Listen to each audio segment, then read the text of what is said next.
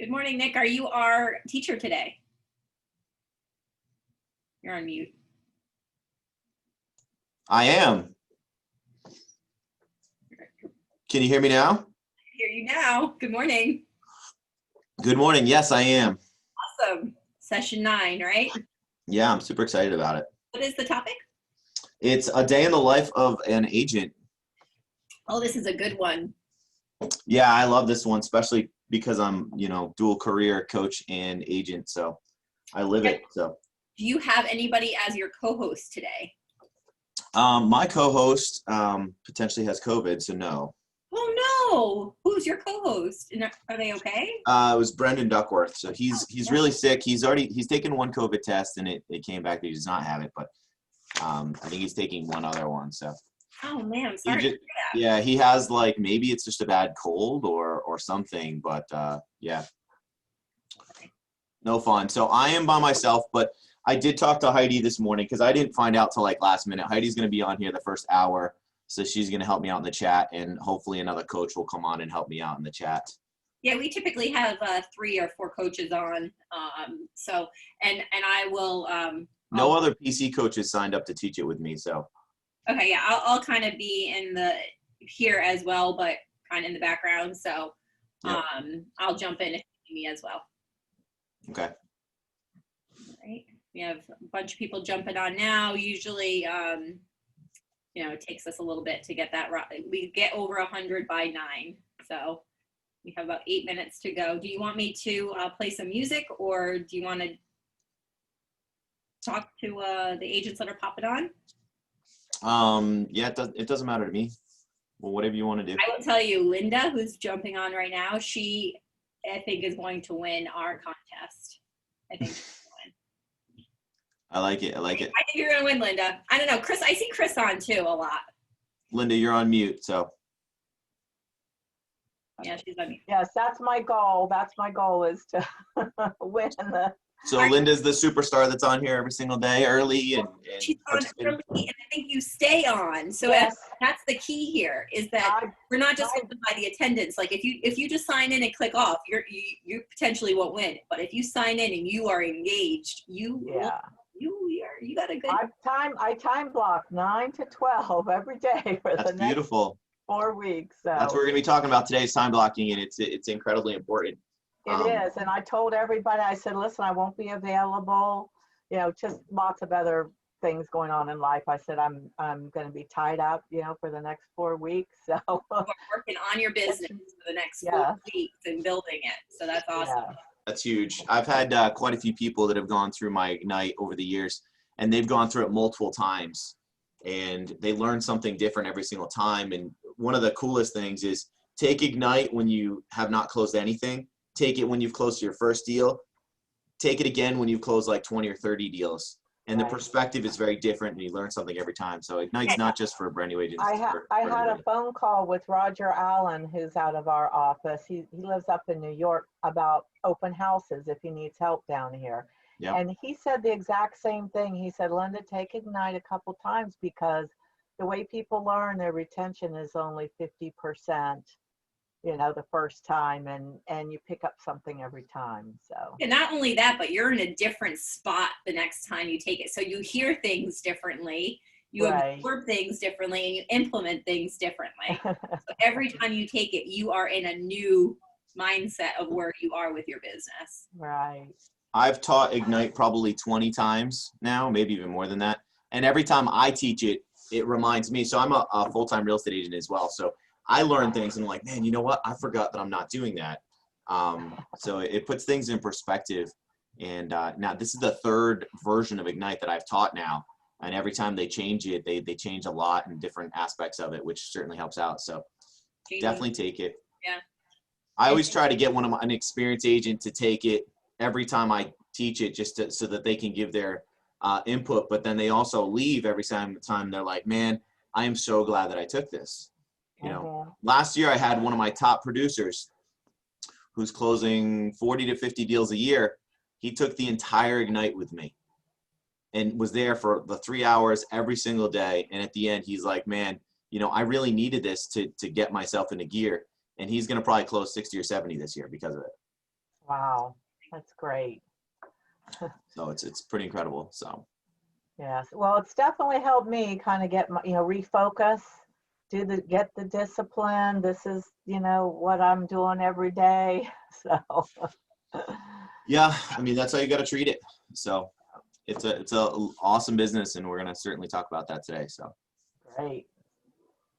when do we usually start this thing, Jen? Right at 9 or? Right at 9 o'clock, we'll get launched off. But if anybody has questions beforehand from any of the previous sessions, or for Nick is going to be introducing himself officially in a few minutes. Oh, I see Tim on. So Tim is one of our coaches, Nick, as you know, so he could be helpful as well today with the chat section. Tim, I just threw that in at you. Yeah, Tim, my co-host bailed out on me today, so. Oh, I love that. Yeah, that's Ready for anything. Yeah, I have to jump out for a couple of one-on-ones, but I'll certainly let you know. And Erin's going to be joining us, and she's going to jump out a couple of times too. But for the most part, we'll have you covered. excellent. Yeah, I know Heidi's going to be here for a while too. So any of the coaches out there, I'm kind of flying solo today. So if you guys can take a look at that chat and answer any questions or bring anything up that's maybe coming up in the chat, that'd be super, super helpful. So Yeah, absolutely.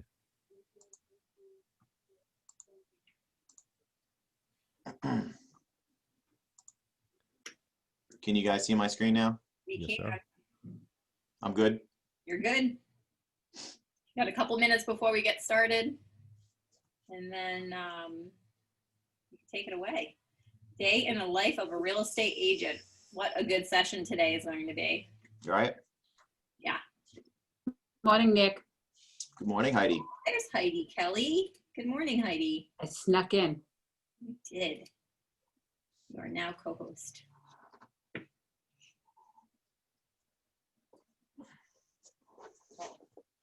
All right, guys, if you have any questions for Nick or any of the coaches before we get started, we have about 1 more minute before we launch our Spark 9 or Session 9, a day in the life of a real estate agent. So if you want to throw any questions or network with each other, please throw that in the chat. I saw yesterday that someone was looking for someone in Portsmouth, New Hampshire, and that got covered within seconds. That's what this is for you guys to network with each other and form a community within this within this Ignite sessions.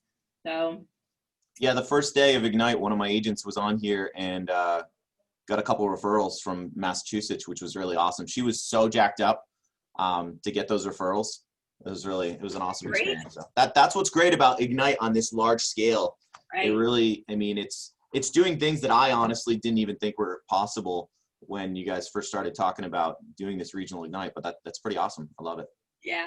All right, Nick, it's 9 o'clock. So I'm going to turn it over to you. We have a great group of students on here, and Heidi and gang will be helping you with the chat, but take it away for Spark 9, a day in the life of the real estate agent. Awesome. Welcome everybody to Ignite Skills Spark. Oh, geez, I already messed this up. Whew, can we cut that out? All right.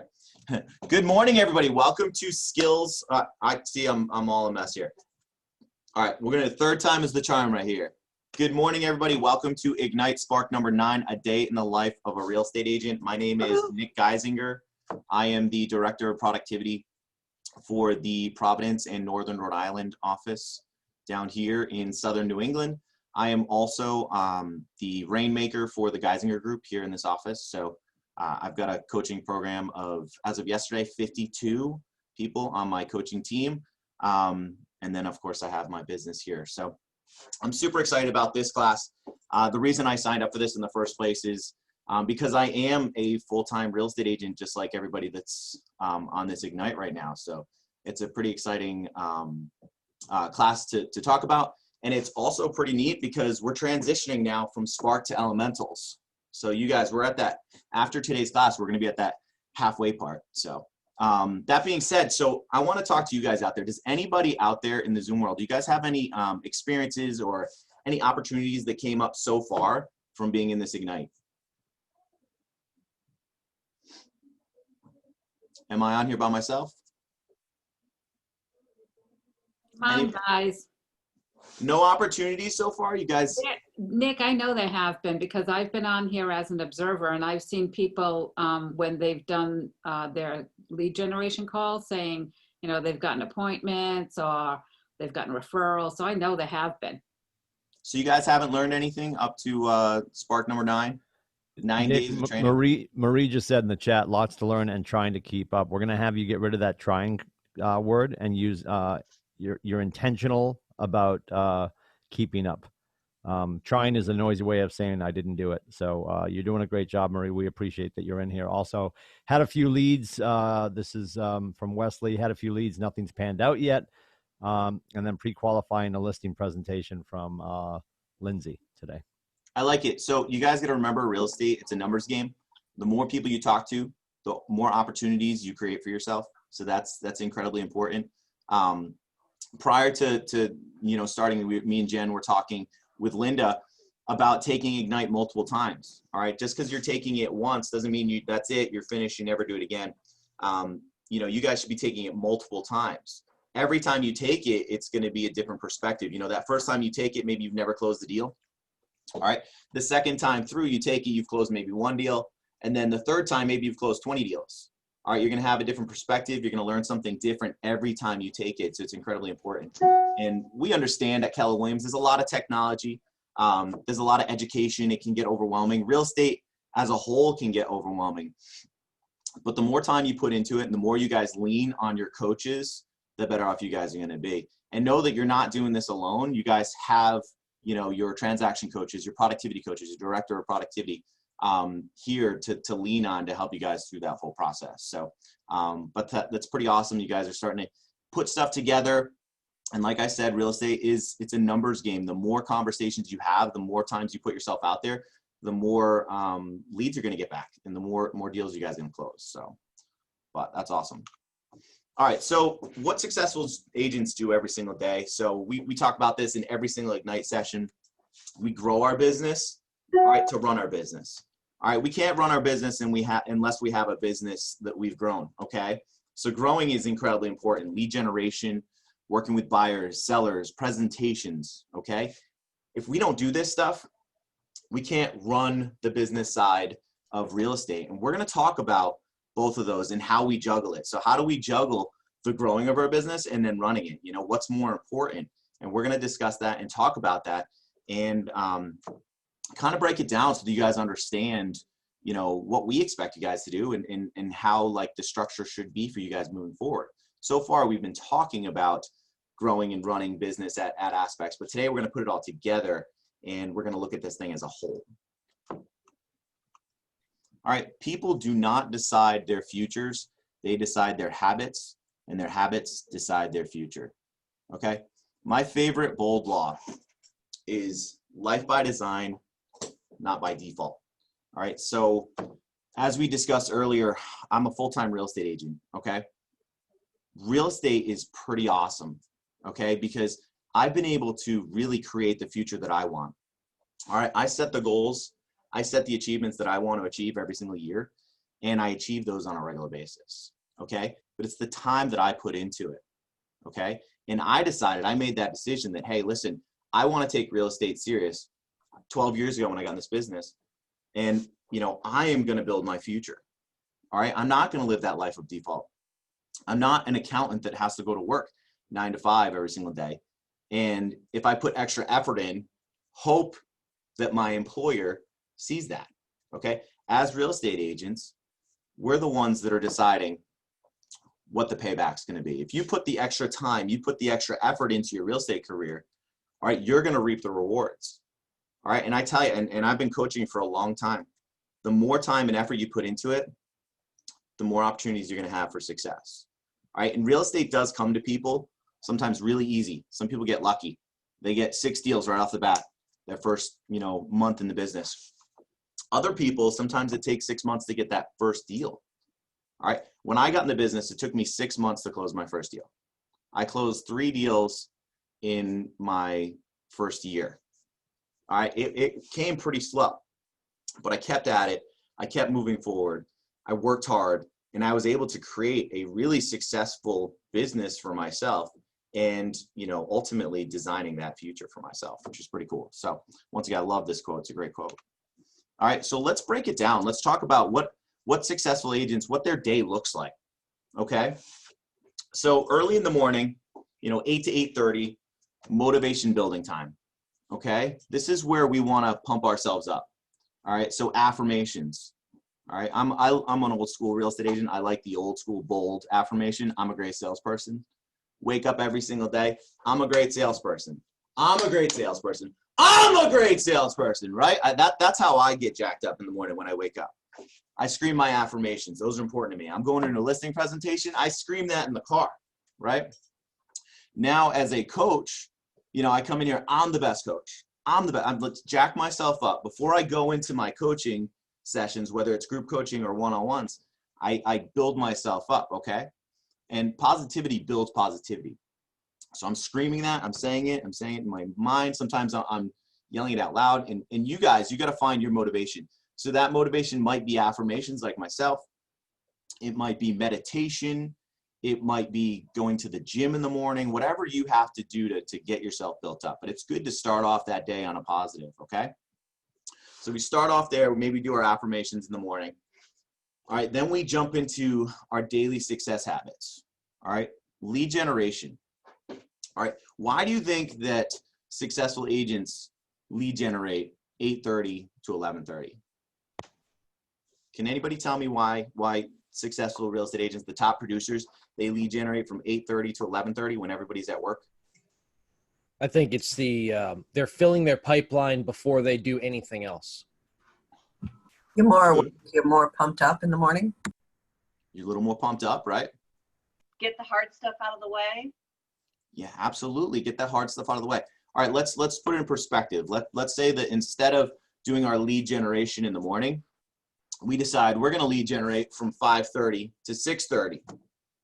Okay? It's more likely people are going to be home, right? So that makes sense, right? So let's lead generate later in the day.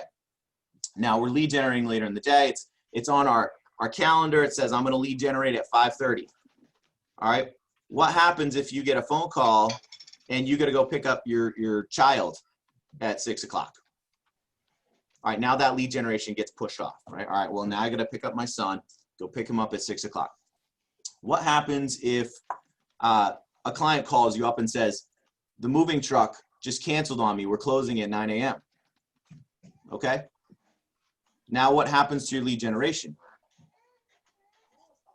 That's why it's important to eat. It gets pushed off. Yeah. It gets pushed off, it gets eliminated, right? So now we're not focusing on it. If we do it first thing in the morning, all right, it's less likely we're going to have anything that's dire for that day, right? All right, and we get it out of the way. All right, Eat lead the generation. frog. What's the most important thing that you guys do every single day as real estate agents? Eat the frog. Lead generation. Right, lead generation. What is it? What is your job? What do you guys do? We generate leads, business. You're lead generators, right? You're not real estate agents. No, you're lead generators, right? That's our job. That's what we do 99.9% of the time. We generate leads, right? That's what we're doing. That's our main job. So lead generation, that's the most important thing. Get it out of the way first thing in the morning. Okay, do that lead generation. Do that follow-up. Hey, I Nick, also, All right. Nick, one of the Go ahead. agents was saying, the book, Eat That Frog.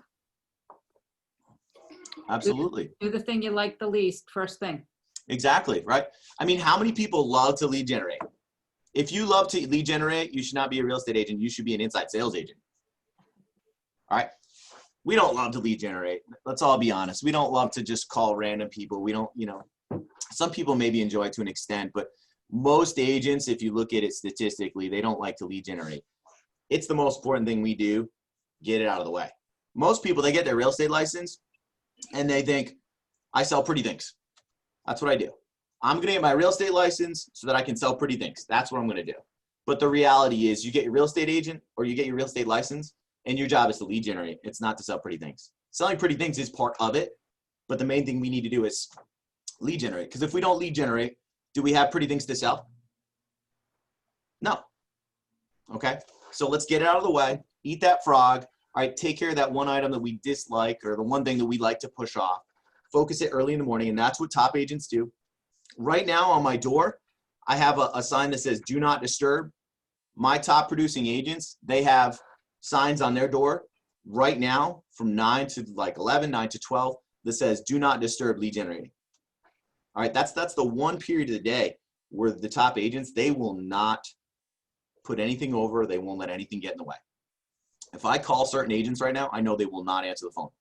They'll call me back immediately at 11 or 12 when they're done with their lead generation. But that's the one thing they don't let, that's their one rock. And we're going to talk about rocks. That's the one thing they don't let get in, and you know, anything go over. So get it out of the way. That way the rest of the day we feel good. All right. How many of you guys have gone to the gym before? Right? You say to yourself, oh, I got to go to the gym today. I got to go to the gym today. You push it off, push it off, push it off. You never go to the gym. You feel like shit. Right? Now, if you go to the gym first thing in the morning, how do you feel the rest of the day? You feel great. I'm pumped up. I went to the gym. I did that one thing that I'm supposed to do every day that I put off and I never do. All right. I went to that gym. I feel good the rest of the day. Lead generation is the exact same way. Once you're done with your lead generation, the rest of the day is like, oh man, there's a lot of weight lifted off me. I did that lead generation this morning. All right. I had a good couple hours doing it. And if you get a listing or you get a new buyer from that lead generation, how pumped up are you? You're jacked up the rest of the day, and that just flows into the rest of your day. You're going to have a successful day after you have you finish your lead generation and you get that difficult part done out of the day. All right. Of course, we've got a little lunch break here. All right. And then 12:30 to 2:30, run the business. All right. Back to the two sides of real estate. Okay. We run that business and we grow that business. Those are the two things that we do. All right. So we need to build that into our day as well. Run that business. All right. Marketing listings, getting stuff on MLS, negotiating contracts, responding to lenders, attorneys, having those conversations. All right. They're very important. Okay. Once again, we need both parts. We need to run the business. We need to grow the business. If we don't grow it, we can't run it. If we don't run it, we're not going to close any deals. Right. So running it is important. It's important to have that as part of your day, as part of your schedule. All right, so we want to have that running that business activity. We want to have it time blocked somewhere in there where we know that I'm going to return to emails. Okay, I guarantee 99.9% of the emails that you're going to get or the phone calls you're going to get in the morning when you're supposed to be lead generating, you can respond to at 12 o'clock.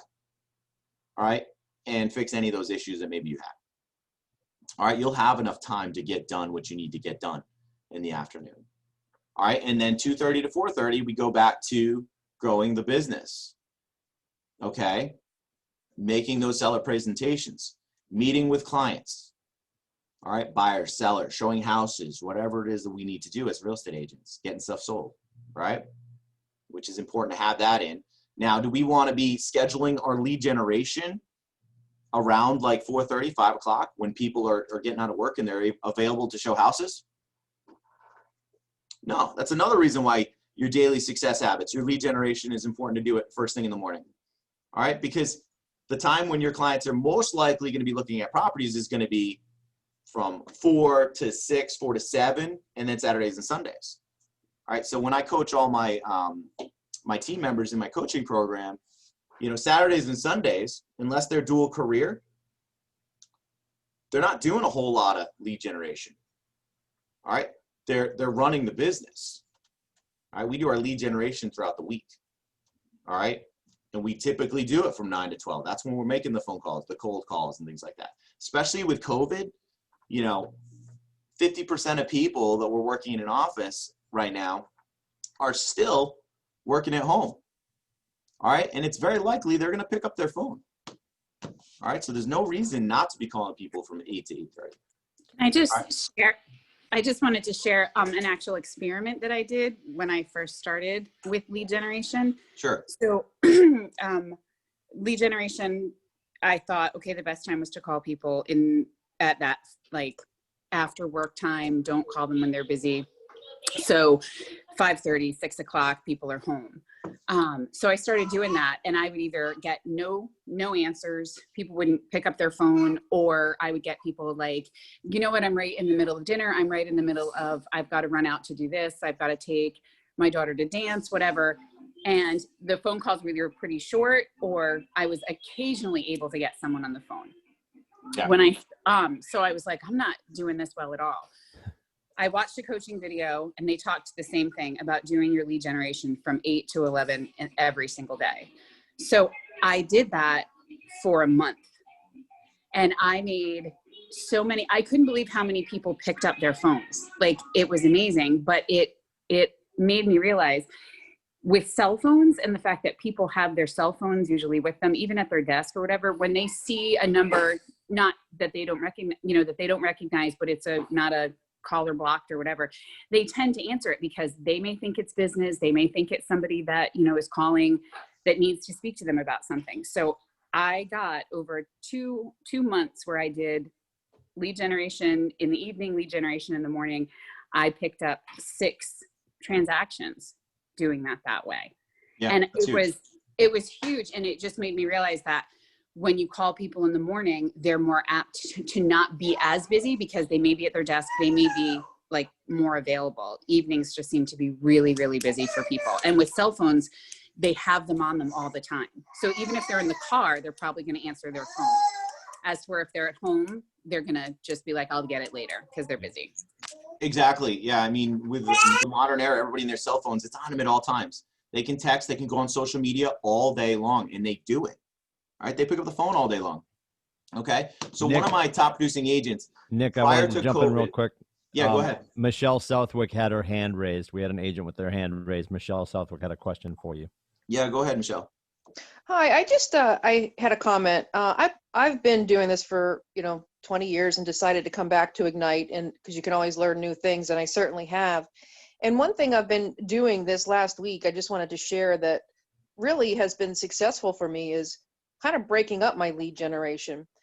So just as this woman, I'm sorry, I forget her name, who was just on there talking about the morning and reaching people, I've been doing much better with that with people I just have an acquaintance with, but people who are closer to my sphere, like family, friends, looking for referrals, people that were in, my kids' football team, softball teams, all of that. I've been doing those calls in the evening, and with a different tone of just touching base. How are you doing? How are the kids doing with the whole remote? And then talking about real estate. And boy, just by breaking it down, it seems to be really successful for me just within a week. So I'm kind of breaking it down to the type of people I'm trying to reach and when those people are more likely to answer my call. So I just wanted to share that for whatever it's worth. I love it. Thank you, Michelle. That's great. That's actually one of the cool things about this is that as a real estate agent, you can really design the system around you, your sphere, the way that you run your business, what you're comfortable with. So just because we tell you have to lead generate from 9 to 12 doesn't mean that that's going to work for everybody. The important part here is to make sure that you do it daily. All right, your daily success habits. Now, if you're going to lead generate from 5 to 6, you got to make sure that you do it from 5 to 6 every single day. If you don't lead generate Monday from 5 to 6 and call the, the football players and the friends and things like that from 5 to 6, you need to make sure that tomorrow, all right, say that's an hour, 5 to 6. You need to make sure tomorrow you call from 5 to 7. All right, it's incredibly important to stick to your daily lead generation and put the time in, because we know we don't want to ride the roller coaster. All right, the roller coaster of real estate, I'm sure you guys have heard of it before, where you lead generate a lot.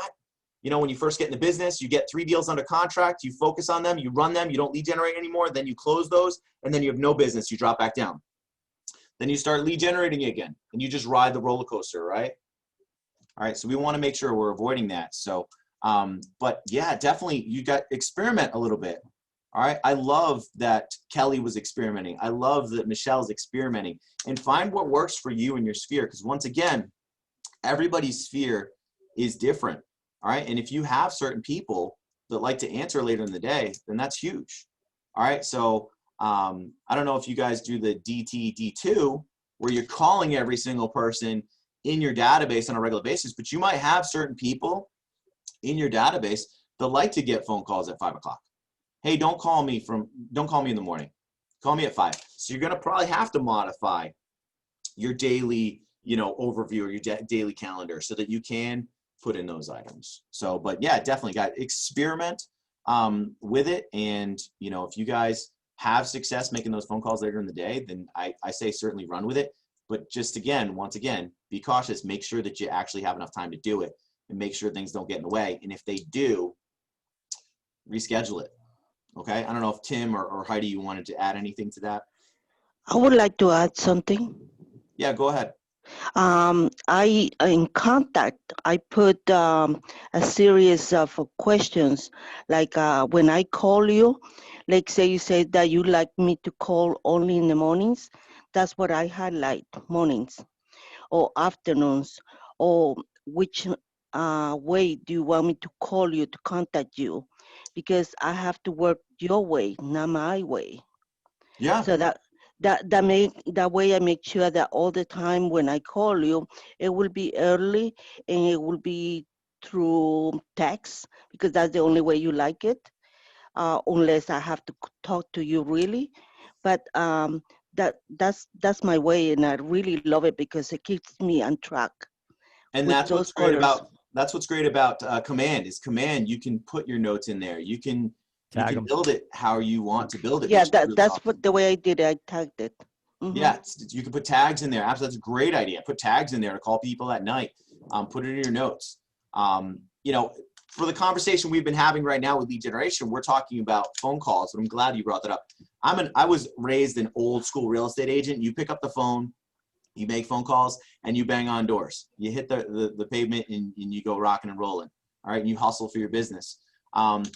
But that doesn't mean you have to make phone calls during that lead generation portion. That could be text messaging, it could be social media messaging, it could be in person. I mean, there's a lot of stuff that we can do for lead generation, that we can create leads. And you might have success at say 12 to 12:30, getting a lot of people to respond to maybe text messages or social media messaging. So, I mean, there's a lot of different ways that you can be successful. And I know that Tim and Heidi, they've been coaching for a long time as well. We have agents that pick up the phones and they just make phone calls all day, cold calls. We have other people that are door knocking. We have networkers. We've got the social media gurus. We've got people that just do text message. So whatever that lead generation method is that works for you guys, certainly run with it. And if you guys don't have a coach, you should get a coach, because the coach, that's their job to help you work through it. See what systems work for you, what systems you need, and figure out the most successful way that you as an individual can lead generate to reach all your goals. All right. Nick, I just put the DT-D2 worksheet in the chat. So if they click on that, and as Nick was explaining, do the database too. It's to eliminate call bias, because invariably people pick up the phone on January 1st and they start to call Alex Abernathy, and then they make 1 day or 1 second of phone calls, and you're always going back to your A's, or you're cherry picking. Well, I'll call Nick. I like talking to him. We don't want to assume that people don't have business for us or don't have somebody that they know that we can help. So we want to drill through that DTD2 and use that as a guide for us. It's broken out into 13 weeks. So pull you through every quarter of the year, and you just keep going back through it with 2 letters to call every week and 1 letter to text every week. They're really, in my opinion, I'm a database guy. I've closed over 500 transactions in my real estate career, and I built that all off of referrals in my database. So the daily success habits that we have in Ignite, I do it. All right. And I've done it successfully for many, many years. So I can vouch for that on that side as a coach, and then also as a real estate agent. The DTD2 is incredible. All right. You got to reach out to your database. I know that we have classes in here about database, but I mean, I got to hammer it. You're going to have a return on your investment significantly higher calling your database than anything else that you're going to do in real estate. So, but make sure once again, don't cherry pick it. That's how I cherry picked for 6 years. All right. And I probably missed out on 100 buyers and sellers that I could have worked with, because I just kept calling the people that I was most comfortable with. All right. So make sure that we do need to reach out to everybody. Reach out to your database. We built the database for a reason. You got to feed that database. All right. There's a quick question in the chat real quick. Somebody asked, how do you find a coach? Go to your leadership and confirm that you have a productivity coach at your market center. And if not, your team leader can put you in the right direction to find a coaching relationship that's appropriate for you. Excellent. Awesome, Tim. Thank you. All right, so run the business. Of course, we have to focus some time on running our business, growing our business. All right, and then a very important part of this is the review of your calendar. What do you have going on tomorrow? Okay, we want to constantly be reviewing our calendar for not just tomorrow. All right, but the one thing, I love the One Thing calendar book because it's a monthly calendar. Let's look at what you've got for the next week. Do you have stuff coming up that's going to prevent you from lead generating? Okay, once again, this is a constant train. You got to keep lead generating at all times. That's how we build our business. That's how we become real estate agents and design our life, right? All right, that's how we don't fall back into that default. All right, we got to lead generate. All right, so review the calendar. Make sure that tomorrow you've got time to do what you got to do. Okay, and if not, all right, move some things around. Figure out what you have to do. Maybe tomorrow I can't lead generate because I have an inspection that I just can't change. I have to go to this inspection. It was the only time they could be there. It's at 8:30. Okay, what can I do to my calendar so that I can do my lead generation? All right, maybe I'll push that to 2:30 to 4:30. All right, maybe I'll do it at 12:30 to 2:30. All right, and then I'll run my business while I'm at the inspection. Let me do that inspection and do dual. Let's go there and I'll run my business. I'll reach out to do my emails and the lenders and talk to everybody I need to. Let's switch things around. That's what's important about reviewing the calendar. All right, and then the most important thing that's on your calendar, all right, is family time. All right, so real estate, unfortunately, has a pretty high divorce rate. And the reason being is because a lot of agents, they focus just on their business. All right, when are we showing properties typically? During dinner time, right? Saturdays and Sundays, you do family time. No, I got to show properties on Saturdays and Sundays. All right, it's incredibly important to time block your family. I know it sounds ridiculous, okay, to time block family in there, but it's probably the most important thing on this calendar. All right, you need to make sure that you have time for the people that are important in your life, your kids, your children, your spouse, okay, your mother, whoever that might be. You need to make sure that you have time for them and time for yourself, okay? And by time blocking, by creating a calendar, okay, you're able to put that into perspective. So if you look at my time block, if you look at everything that I have to do with real estate, my goals, everything, family is a big portion of it. All right, 6:30 to 8:30, you know, I'm spending time with my family. All right, I've coached my son baseball for 7 years. All right, and I've never missed a game, and I've never missed a practice. All right, and practice is at like 5:30. All right, games are 5 to like 7:30 on Mondays and Tuesdays. I have games on Saturday mornings, okay? And in my entire career, my 12 years, I've never lost a buyer seller because I was coaching a baseball game, because it's built into my calendar, all right? So family is incredibly important. Make sure that you don't just focus on the real estate stuff. You got to focus on that family as well. All right, what I'd like to do right now is I'd like for everybody to turn to page 3 of your workbook. And what I want to do is I want to revisit the 411. So you guys filled out your 411 last week, all right? I want to revisit that and kind of talk about that, make any adjustments, all right? So I want you guys to write down your 411. If you've never done a 411 before, it's an incredible tool. I love them. I use them with every single person in my coaching program. I use them myself. All right, we're breaking down the annual goals. All right, we break those into monthly and then down into weekly. We put it into perspective, these large goals. So for example, maybe a business goal might be that you want to close 24 properties. All right, so 24 annually, monthly, that's 2 properties. All right, and then weekly, I'm gonna put that, a closing, you know, into 2 of those weeks. So that's personal, and then, or I should say that's business. And then in personal, so my 411, for example, I want to spend more time with my wife. Okay, my wife is a real estate agent as well, and I want to make sure that we have time that we're focusing together. So that's a big one on there. All right, so I'm writing that into my annual goals, is to date nights with my wife.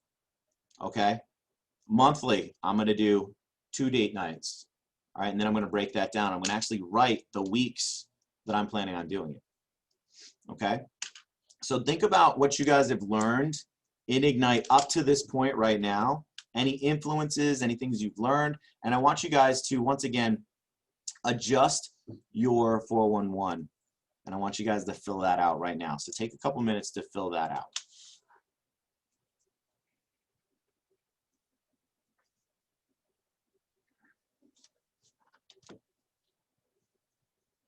So these 411s, they're incredibly important. Some of my top producers in this office, they actually revisit their 411 daily. Every single day, they pull it out and they rewrite it. It takes like 5 minutes. They constantly reevaluate. And that's one thing you guys are going to have to keep doing.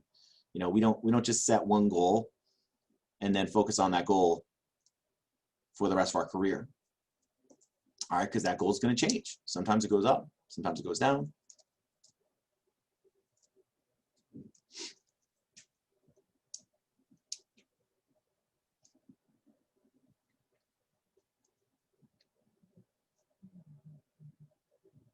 Does anybody have any questions in regards to the 411 and how we fill this out or why we do it?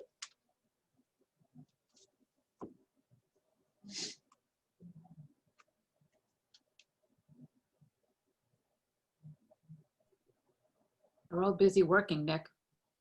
Doing a great job. Everybody's working on it, right? Yep. To keep you focused. Yep. Absolutely. So many people will create a goal for the year, and then when do they revisit it again, Heidi? Next year. December, right? Right. The end of December, maybe January 1st of 2021, right? They look at it and they're like, oh shit, I didn't accomplish any of that. Well, you didn't accomplish any of it because you never looked at it. Right. Your 411 should be on your wall next to you. You should look at it every single day. Yeah, we're doing business planning clinics in my 2 market centers right now. So we're going over the GPS and the 411, tying it together. I mean, that's your path. It's a path Absolutely. to follow. So my coach, every single week, we look at that 411. And I feel terrible when she says, hey, did you go on that date night with your wife last week? Oof. Did you make the phone calls? All right. It's accountability too. I mean, it's huge. Yeah. Coaches have coaches too. Absolutely. Everybody should have a coach, right? Look at Michael Jordan, arguably the greatest basketball player to ever live. What did he spend 90% of his time doing?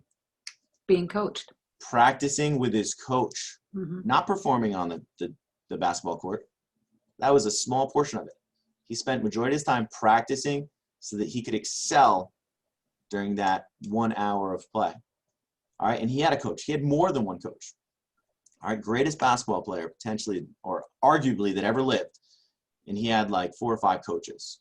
All right, so me as a coach, Heidi as a coach, we have coaches, of course. What type of hypocrite would we be if we didn't have a coach, you know? So everybody needs a coach. Any other questions in regards to the 411 for anybody? Can I get somebody to give me an example of something they wrote down, an annual, monthly, and weekly goal that they put down in the 411? Anybody? I I put down the annual just because I just started a month ago. So I have a goal of 2 transactions to be closed by the end of the year. Okay, that's great. So how are you going to break that down monthly? So monthly, I have a couple people in the that I'm working with right now. So I'm hoping that in the next month they will be actively in the next phase. Like instead of just they're both signed, but we haven't gone to the next step yet. So I'm hoping we'll be in like a next step, like working on actually putting a sign on the house and stuff like that. Yep. And then Don't be hopeful, just make it happen. Okay. Make it happen. And then the weekly is more of more confident in the lead generation because I'm not very good at that. Yeah. So once again, back to Michael Jordan, practice makes perfect. The more times you try, the better off you're going to be. And I tell my agents all the time, All right, you might call somebody and make an ass out of yourself. All right, but there's still a chance that you could potentially get that buyer or seller. If you didn't call them, did you have any chance at all? No. Not at all. If you don't make the shot, there's no chance it's going in.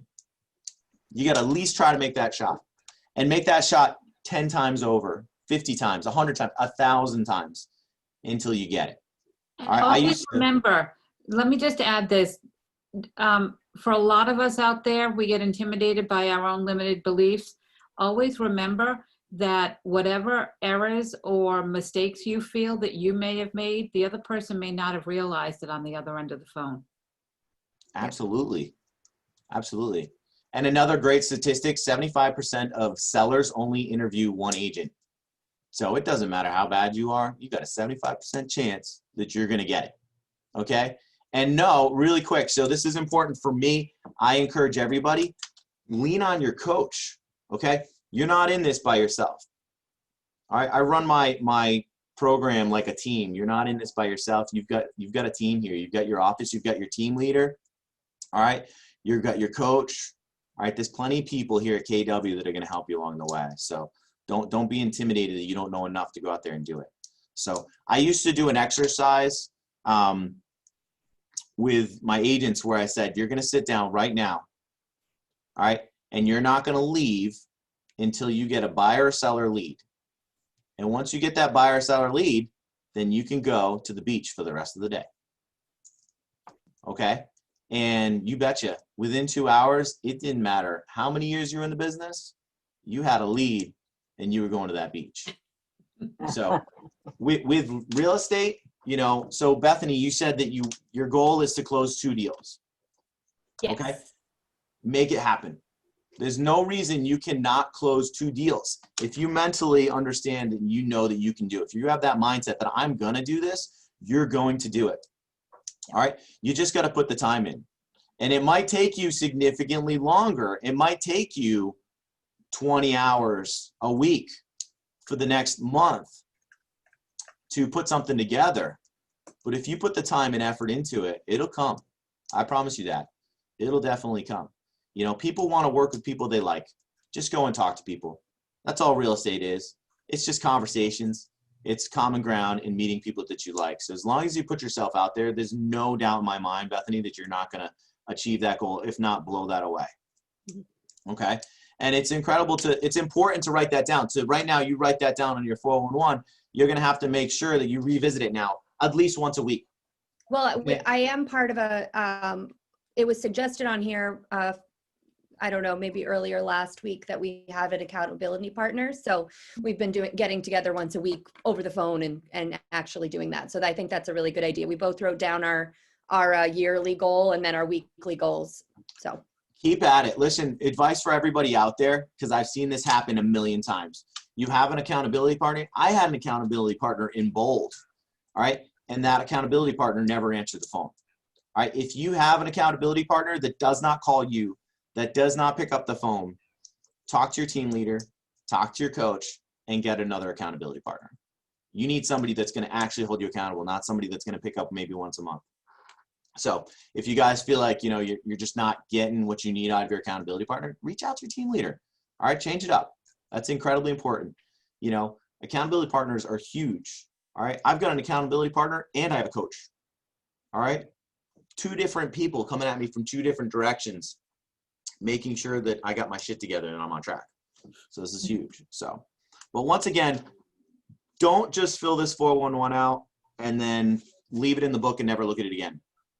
I want you guys to rip that page out of your book right now and tape it to your wall. Okay, because your 411 is incredibly important, and make sure that you keep that in front of you at all times. If anything, that's one of the most important things, in my opinion, that you guys should be looking at on a weekly, if not daily basis. So Nick, can I just chime in really quickly on the 411? Yeah, go ahead. I don't know if anybody on here has heard of Gary Keller before.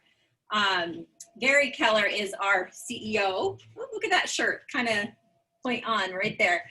Gary Keller is our CEO and co-founder of Keller Williams. And he doesn't coach as many people as he used to because he just doesn't have time to.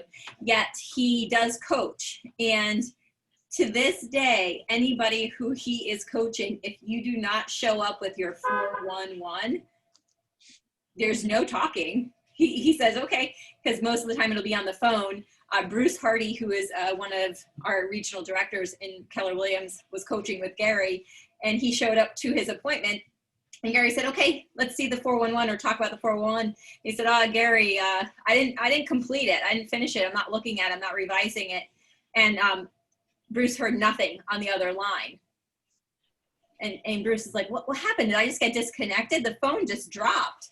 So he called Gary back and he said, hey, Gary, I think the phone just dropped.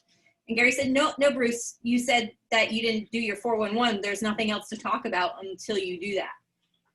And he said, listen, Bruce, if you're not committed to your goals and how you're going to update your goals and how you're going to complete your goals, how am I going to coach you to those? So until you get that done, we're not coaching. So that was a big, big kind of moment, defining moment for Bruce to say, wow. So Gary is committed to helping me grow. So why am I not committed to helping myself grow was Bruce's big, big aha there. So this one little piece of paper, if you're having a hard time finding your GPS, your map, your guide, this is it. So I encourage, like what Nick has been saying, this is an important piece. Find your coach, have them hold you accountable if you can't do it yourself. That's it. If you don't have goals, you're just spinning your wheels. That's what it ultimately comes down to. So you don't have anything to judge it by, or, what is success if you don't have goals? So it's incredibly, incredibly important. All right. Another really awesome principle we're going to talk about is the 80-20. Has anybody ever heard of this one? I love it. I love it. So 20% of your efforts, all right, create 80% of your results. So let's put that in reverse. All right. 80% of your efforts create 20% of your results, right? That's not so great.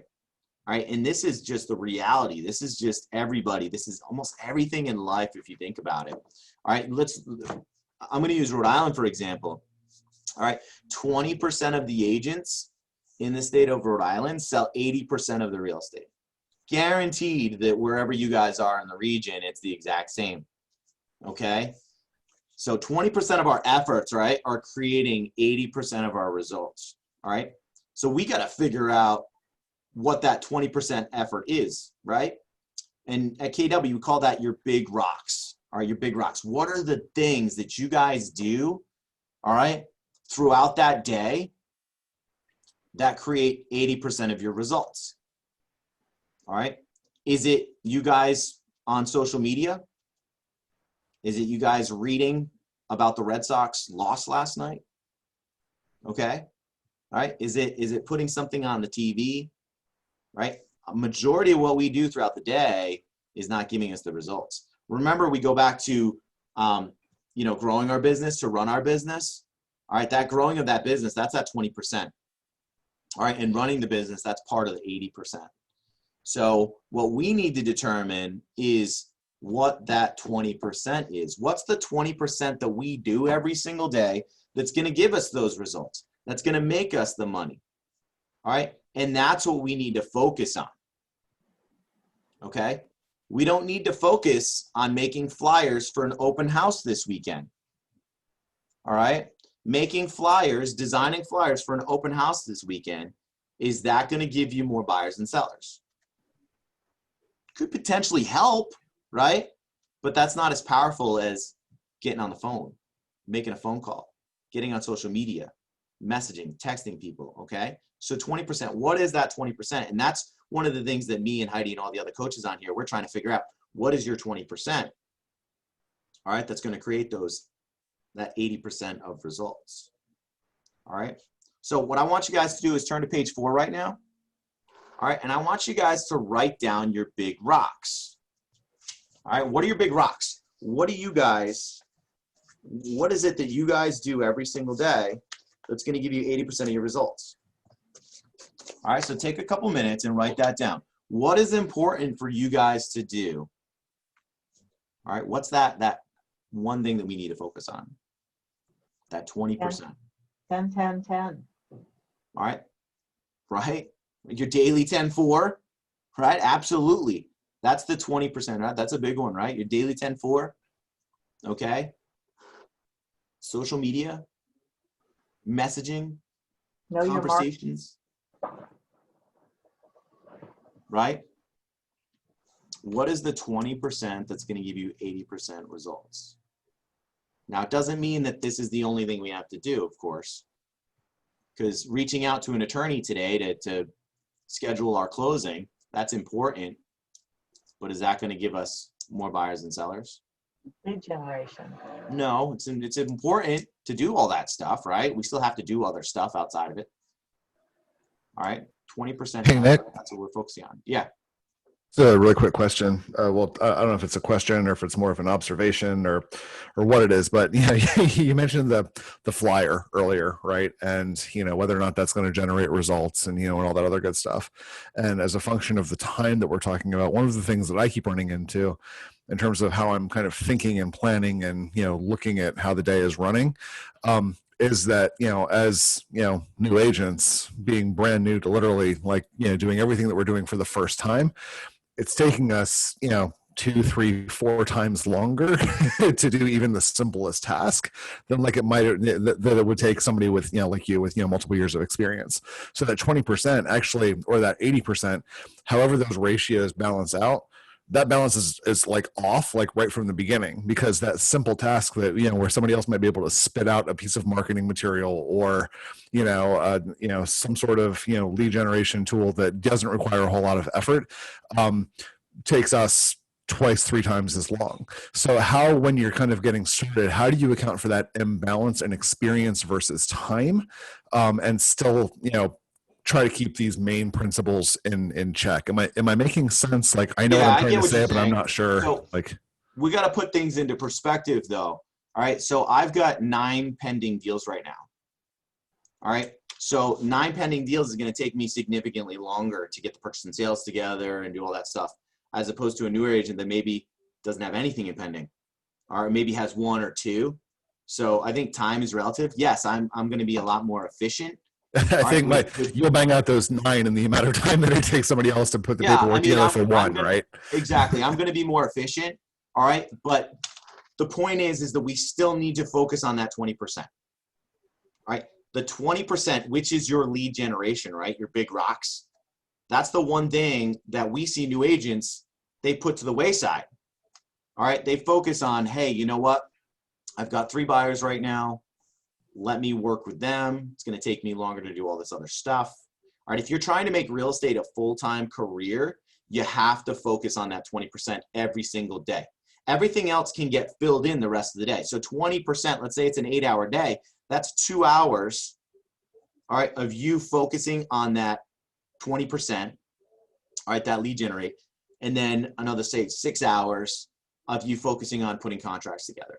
So that flyer, for example, that flyer you're making for that open house sign, can you make that at like 10 o'clock at night? Absolutely. Can you post, let's say, can you post social media posts at 10 o'clock at night? All right. Of course you can. This is stuff that you can do later in the day. Can you call people at 10 o'clock at night? I mean, physically you could, but do you want to? It's probably not a good idea. Although Jen, she likes to take phone calls at 10 o'clock, but so we don't want to call people at that point. So it's really about, it's focusing like that 20%. The whole point of this exercise, the 80-20, is to figure out what the 20% is, build it into your calendar so that you make sure that you're doing that. Now, back to being newer agents and maybe taking longer to do contracts and things like that. All right. If you guys are crushing it and you're putting 8, 10 deals in pending in your first 3 months of real estate, your team leader is going to be stoked and they're going to help you. Your coach is going to help you put systems and figure stuff out so that you can keep going at that pace. But the majority of newer agents, I mean, you're going to be doing a lot less volume. So, I think that's where the relativity comes in. So yes, it once again, it takes me less time to do certain tasks, but we're also not expecting every single person that gets their real estate license to sell 200 properties their first year. We know that you're going to have to work into it slowly. You're going to have to figure out what lead generation works for you, what systems you need, okay? You're going to have to educate yourself. So a big portion of real estate is education, especially as newer agents. Take this time right now to educate yourself as much as you can. All right, let's like Command, for example. All right, as newer agents, you're not overwhelmed with buyers and sellers right now. Take that extra time that you have to get educated on Command. Get your people in your database. Once you've been in the business for 5-6 years, it's incredibly difficult to build your database. I'm a wonderful example of that. Keller Williams is the third company that I've been with in my career. I started with a small mom and pop, and then I went to a larger brand. And at no point in time did somebody tell me that I needed to build a database. Like, how is no one telling me this? So I had a database, but it was really just a collection of addresses that I could send Christmas cards to. It wasn't until I came to Keller Williams that they hammered in my brain. They're like, you need a database. You need to work that database. And at that point in time, I was so busy that I didn't have time to focus on it. You guys have this wonderful luxury of being able to work on your database, being able to figure out the documents and everything in your first 3 to 6 months. And then after that, you guys are launching off. You guys are skyrocketing. You guys are going to start crushing it. So I hope that answered your question.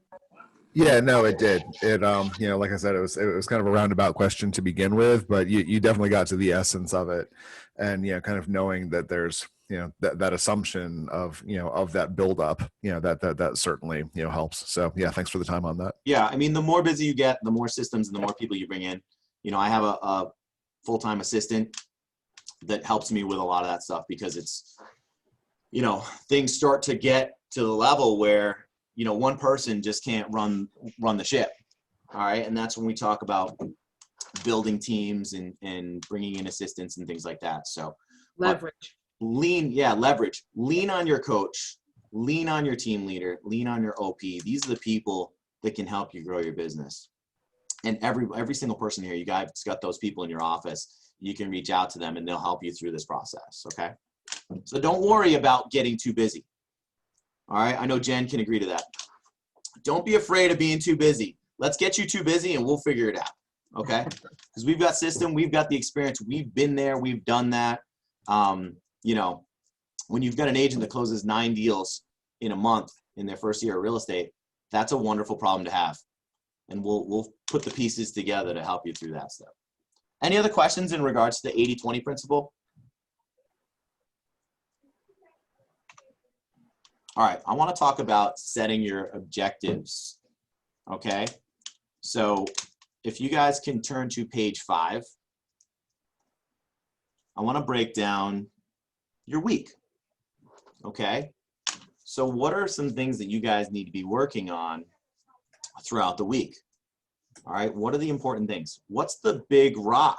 That should be the first thing you add to your calendar, is your big rock. What is that? Eric, by the way, I love your mic. That thing's like really like pro stuff right there. That's great. So Eric, what do you like to do for lead generation?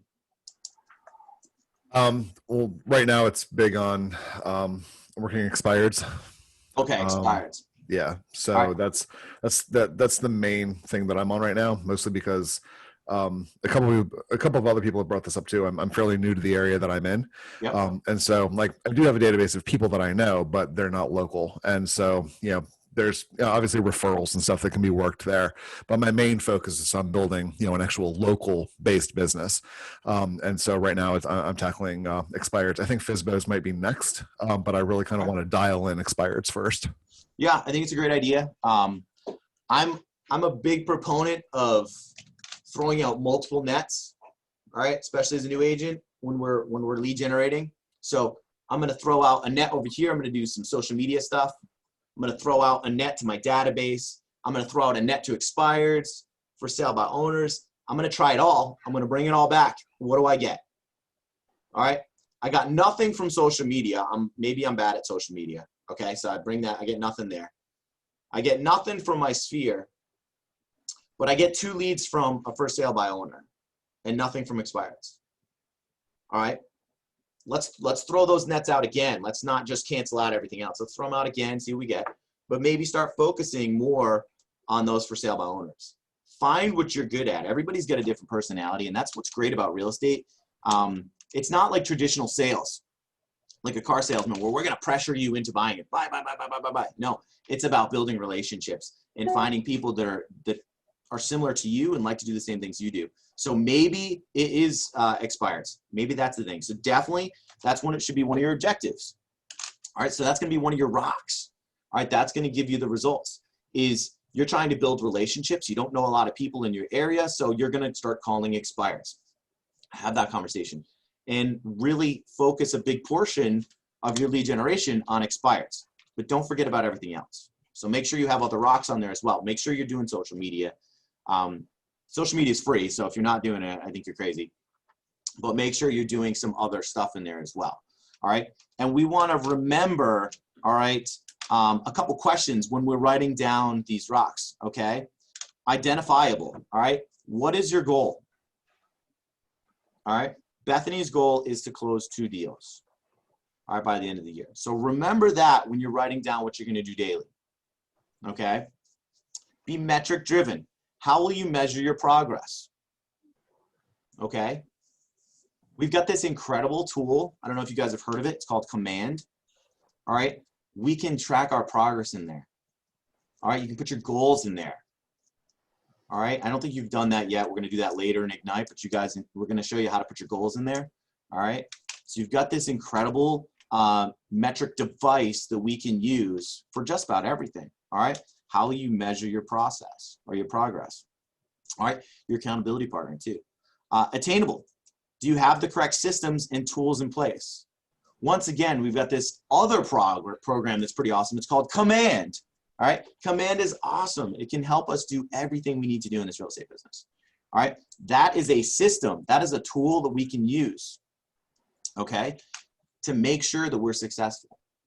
All right. Back to what I was talking about earlier. My big rock is my database. All right. I focus all my time and energy on that.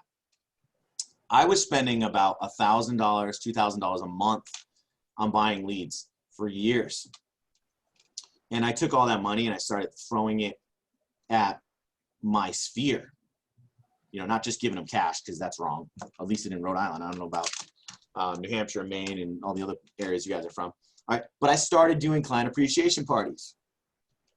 All right. If somebody gave me a referral, I sent them a $25 Dunkin' Donuts gift card. I don't know if you guys knew this, but you can get a Dunkin' Donuts gift card that has your business card on it. You can put your face, the KW logo, on a Dunkin' Donuts gift card.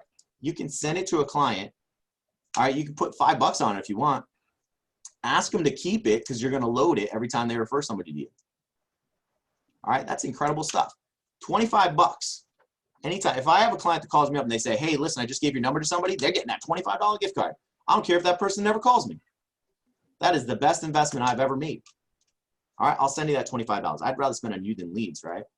All right, so that's one of those things. It's use the tools. All right, and Command can do all this stuff. It can send email, social media. You can schedule it all. I mean, it's really, really incredible tool. All right, attainable. Do you have the correct systems? Okay, we talked about that, my bad. Powerful or purposeful. All right, is this goal in alignment with your 411? All right, that's why we're going to revisit that 411. Okay, if my goal is to close 500 properties this year, all right, and I'm only going to do an hour of lead generation, does that make sense? All right, probably not. Are they in line? Is my goal for the year, is that in line with my 411? That's why we break down the 411. That's why we do annual, and everything annual gets broken down. How are you going to achieve that annual goal? Let's break it down. Let's put it in perspective. All right, let's be more realistic. Let's say I want to close 25 properties this year. Okay, 25 seems like a big number. Let's break that down. How many is that a month? That's only 2. Okay, let's put it in perspective a little bit. 2. How many is that a week? Half a listing, right? 2 listings that month. All right, and timely. When will this goal need to be accomplished? All right, one of the things that I love to do with people on my team in my coaching program is they say, I want to achieve this goal. All right. And we break it down weekly. What's something that you're going to do this week? My coach does this with me as well, my MAPS coach. What are you going to do this week? All right, I'm going to post 2 videos this week to my social media. Okay, when's it going to be done?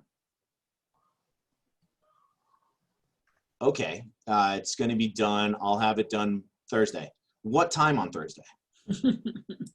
Thursday at 2 o'clock. Okay, text me when it's completed. All right, when I do that to people in my coaching program, they achieve that goal. If not, they get a text message from me. Hey, did you do that video? Okay, so make sure that everything's timely. And that's why we break this stuff down. We want to look at it once again, yearly, break it down to daily. All right, so Eric, what are you going to do daily?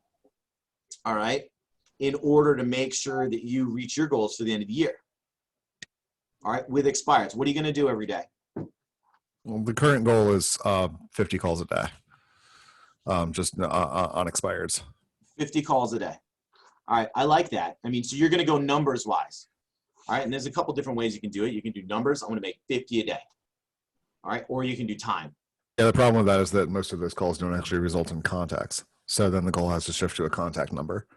I love it. That was great. I'm so glad you said that, Eric. You're a superstar.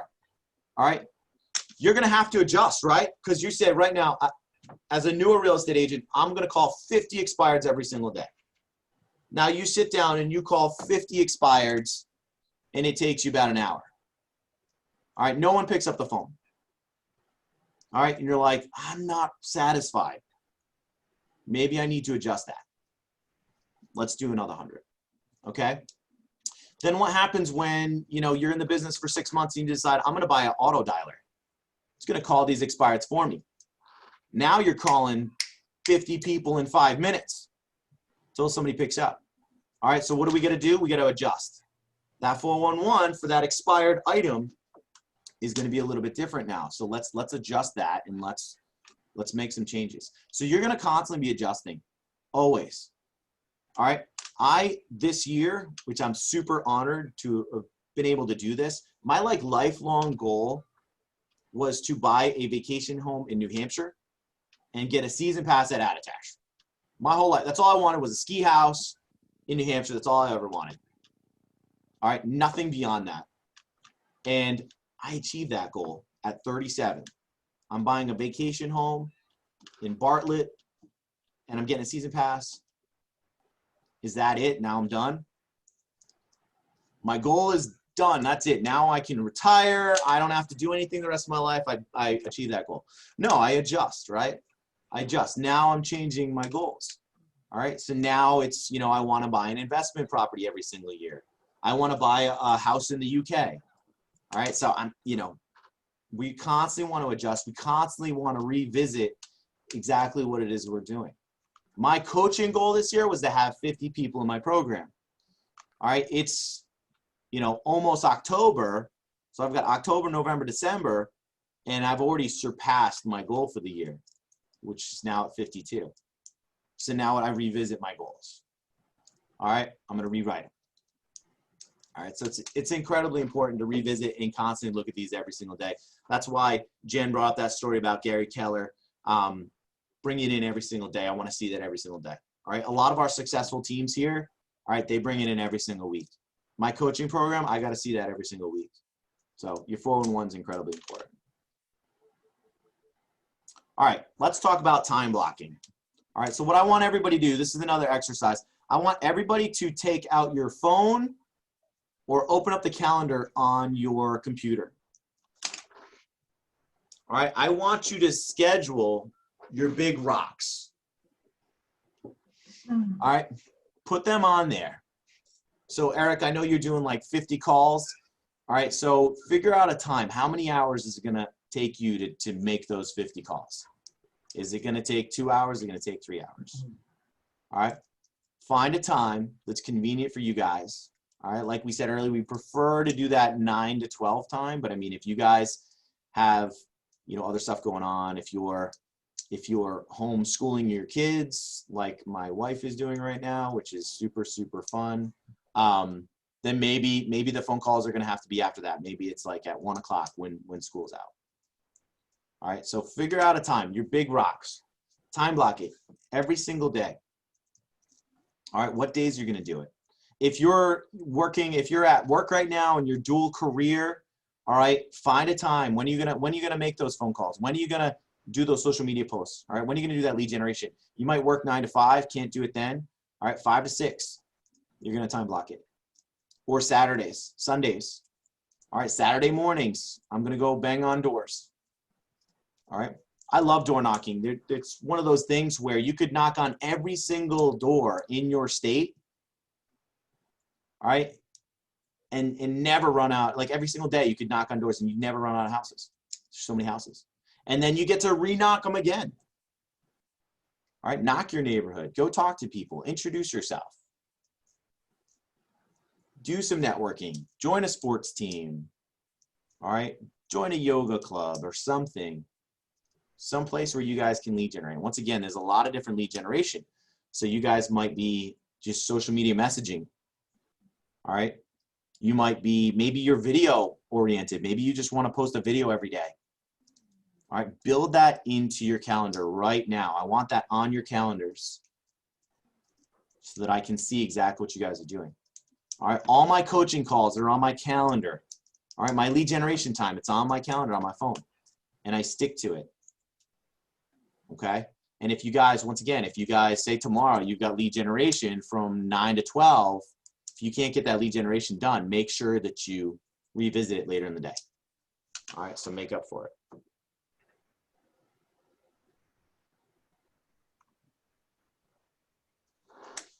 All right, outside of time blocking, a big thing is being accountable. All right, set your goals, do the key activities, right? Make those phone calls, measure your results. All right, make your phone calls with command open. All right, type in the person you're calling. All right, download them. Download or go into command and say, even if you're not calling, if you're messaging, put it in command. Keep track of it, okay? Measure results. Evaluate the process, make adjustments. Once again, we've said this over and over again. That's the whole key to our goals, is to not just set one goal and live it. All right, set that goal, revisit it, adjust, okay? And start all over again. Set goals, set goals, set goals. You're constantly going to be changing your goals. Nick, some people in the chat, Craig asked about what dialer you would recommend. I think sort of that's to each his own. And obviously above and beyond that, we want to make sure that we are following the do not call protocol, because that is a $42,000 violation per violation. Al Davis chimed in with Mojo Dialer. There's a whole bunch of different opportunities out there to explore. Again, my recommendation would be next time family reunion comes around, go to family reunion and meet the vendors there. Because there's a ton of great dialers. You know, I was using that as an example for in the future. Right now, you know, as brand new agents, I tell you, don't spend money on anything, all right, except for postage for your handwritten note cards, right? Focus on that. Your database is so valuable. Even Eric, you've got a valuable database. You've got people that live around the United States, maybe around the world, all right? And I was glad that you said referral. Call those people, all right? Have conversations with them. Refer them to somebody, okay?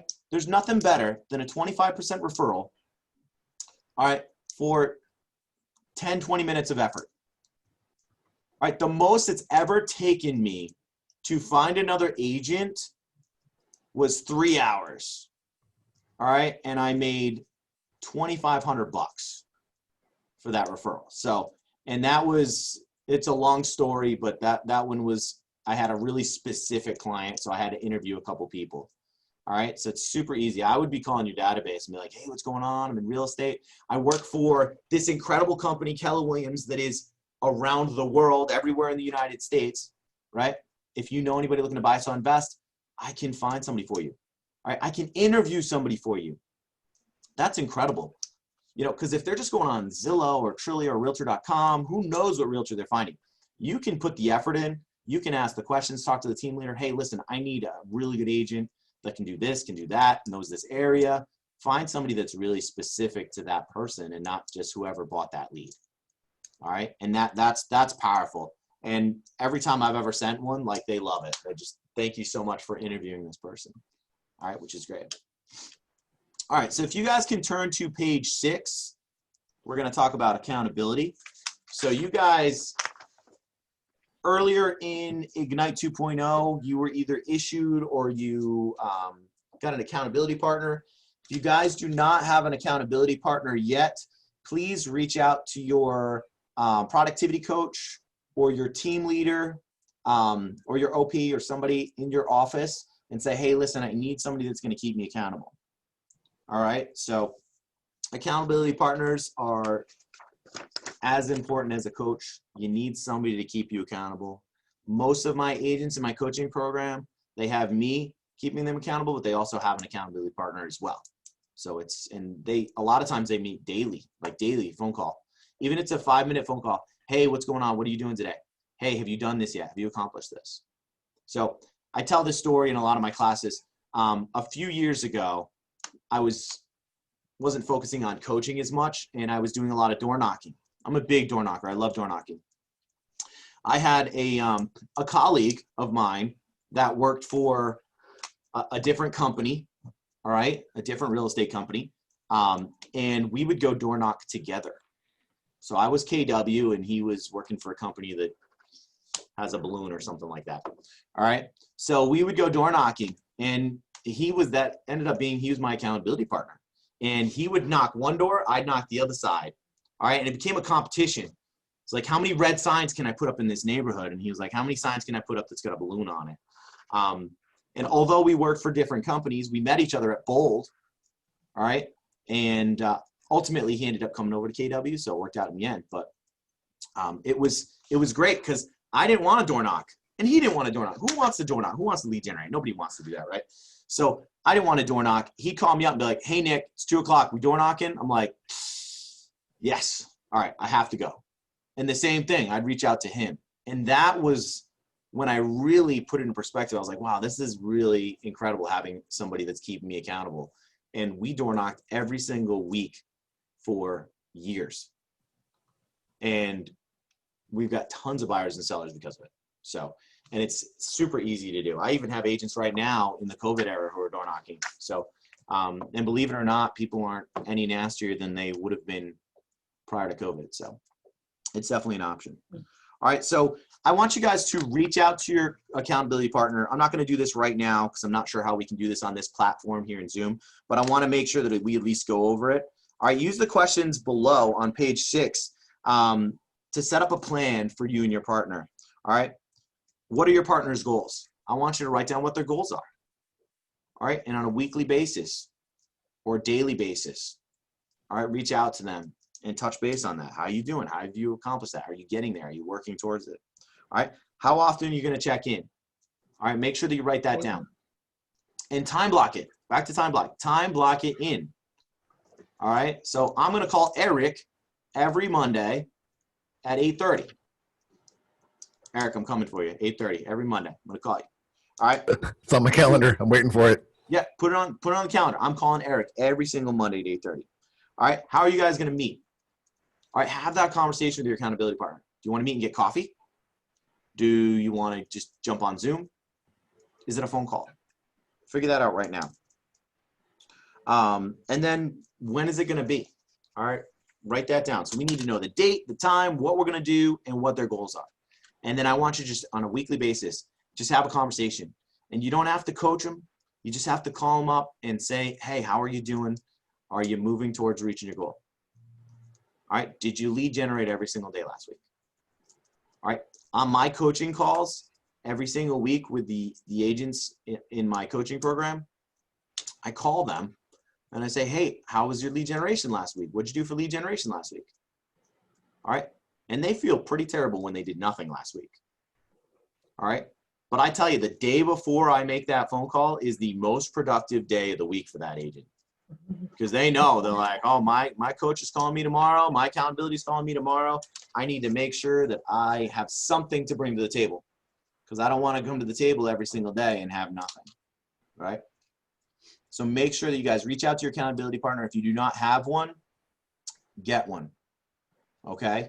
It's incredibly important for new agents, experienced agent, everybody. Once again, I have one, and I've been in the business for 12 years. All right. And I also have a coach on top of it. All right. So let's just take a minute, and I want to just have a quick chat about any ahas or achievements or anything that you guys got from the class today. Any questions you guys maybe have? I'll jump in since we've been going back and forth. I actually did get one that was actually really legitimate, and it was when I was talking about, you know, the expireds and like that being kind of my primary strategy. And your question, I think, was, what else are you doing? And that really kind of broke that for me, right? Because like one of my biggest flaws is that I get hyper focused on one thing, right? And so that is like the thing that I do moving forward. And so I'm doing all this lead generation, or trying to do all this lead generation and working on it and working towards it. But I got laser focused on just this one particular strategy, when during that time, there are, you know, at least two, maybe if not three other avenues that I could pursue, that they may not be as direct and as, you know, results oriented as like literally picking up the phone and calling somebody. But, you know, what you're talking about in terms of like, you know, social strategy and, you know, reaching out there. And, you know, I mean, one of the other things that we are in this, you know, in this job is, you know, is sources of information, right? And establishing authority. Yeah. And like establishing authority and, you know, being that go-to person for that information, like that's part of lead generation. So I could split that time up and focus on that as well. And that was a big thing for me, that also counts in this whole role of trying to be, you know, a lead generator. Absolutely. We're not just calling people to hammer and be like, hey, who do you know looking to buy, sell, invest in real estate? All right. It's reach out and see, how are you doing? Is there anything else I can do for you? You know, I have taken this whole last year to reach out to all my clients and say, hey, have you considered refinancing? No, I haven't. What's your interest rate? 5%? You can lock at like a 15 at like 2.25. You can cut that in half. All right. Oh, wow. That's awesome. Thank you so much, Nick, for letting me know about that. I didn't get anything from that directly. All right. I didn't get a sale from it. All right. But I just strengthened my relationship with that person, and I gave them some sort of a service. So next time I call, they're going to be great. Hey, Nick, thank you so much for calling me last time you called me, because I refinanced my house and I'm saving $200 a month. I saved you $200 a month. That's pretty huge. All right. You need a contractor, you know, you're doing some renovations. What have you been up to? What are some goals that you have? All right. Oh, you know, I want to do a renovation. Hey, do you have any contractors yet? Actually, no. Yeah, I haven't even thought about it. Hey, I've got a great contractor. I can send you his number. Okay. Like there's other stuff that we're doing here. We're here to help people. All right. And don't feel like, you know, calling people is I'm bothering them, because you're not. Ultimately, what you guys are doing is you're making sure that they're taken care of. Okay. At Keller Williams, we have teams and systems. All right. We have coaching. All right. We have people to support you. All right. Other companies, they don't have that. You know, they just don't have it. My neighbor across the street, they just listed their house with another agent. All right. The agent is their mother. All right. The pictures were terrible. The write-up had spelling mistakes in it. It was a mess. She didn't know what she was doing. I showed up at the house. The house was spectacular. It was beautiful. But she did a terrible job of marketing that property. You know, she didn't have the tools. She didn't have somebody to lean on to help her with that, which is huge. And you guys have that at Keller Williams. So you guys are really lucky. I was at 3 different companies, and until I got to KW, that's when I really got my shit together. And that's when I really took my real estate career to the next level, which was awesome. So, and back to it, what Eric was talking about originally, make sure that you're throwing out multiple nets. Don't focus on just that one thing. All right. It's good to focus on one thing and really excel at it and master it. That's huge, and you should. All right. But you also got to build in some time to focus on some other stuff, like reaching out to your sphere. All right. Making social media posts. All right. Maybe door knocking, whatever it might be for everybody there. Maybe it's networking, whatever. You guys got to find what you guys are good at, what you like to do. So don't just focus on that one thing. All right. Anything else from anybody out there? Anybody going to take any actions? I was going to say real quick, Nick, Yeah, you go made ahead. a great point about, she was under marketing the house. And what we failed to remember is, bold law, logic makes them think, emotion makes them act. And if we're not telling the story of the home, which clearly their mother wasn't, it's not going to get through to the next homeowner. People are going to view that property as a house and not as a home if you don't tell the story well enough. So marketing matters for sure. So that particular listing is a divorce. The husband reached out to me and said, I need you to sell my house. And then the wife was like, I want to have my mother do it. Okay. Which is great. And, I respect that. That's cool. But at the same time, was that probably the best option for them to sell their house, is to hire the mother that didn't have the experience, didn't have the company backing her? Probably not. Probably would have been better to hire a top producer that lives across the street, right? That would have had professional pictures, beautiful write-up, would have marketed it. I probably could have gotten 20% more for that listing just by doing certain things. That's why I call people. All right. That's why I harass my database to make sure they don't fall into that trap. Make sure that they have somebody looking out for their best interest. Me, ultimately, so my motto is creating a relationship that outlives a single transaction. Okay. So I don't care about getting paid for today. I care about that relationship, because if I get paid today, say that's a $5,000 or $6,000 commission. All right, that's great. I get it, put it in the bank. But if I only cared about that money, what is that going to give me in the future? If I care about the relationship and not focus about the money, focus on the relationship, I'm going to build that relationship. I'm going to get multiple leads from this person.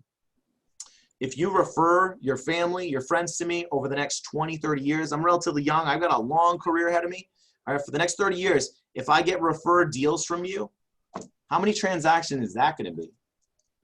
It's going to be more than 6,000. It's going to be millions of dollars in real estate commissions by focusing on things outside that. So that's why it's important to make those phone calls and reach out to people and not feel like you're bothering them. Even expireds, Eric, when you're calling expireds, don't call them, thinking I'm going to bother these people.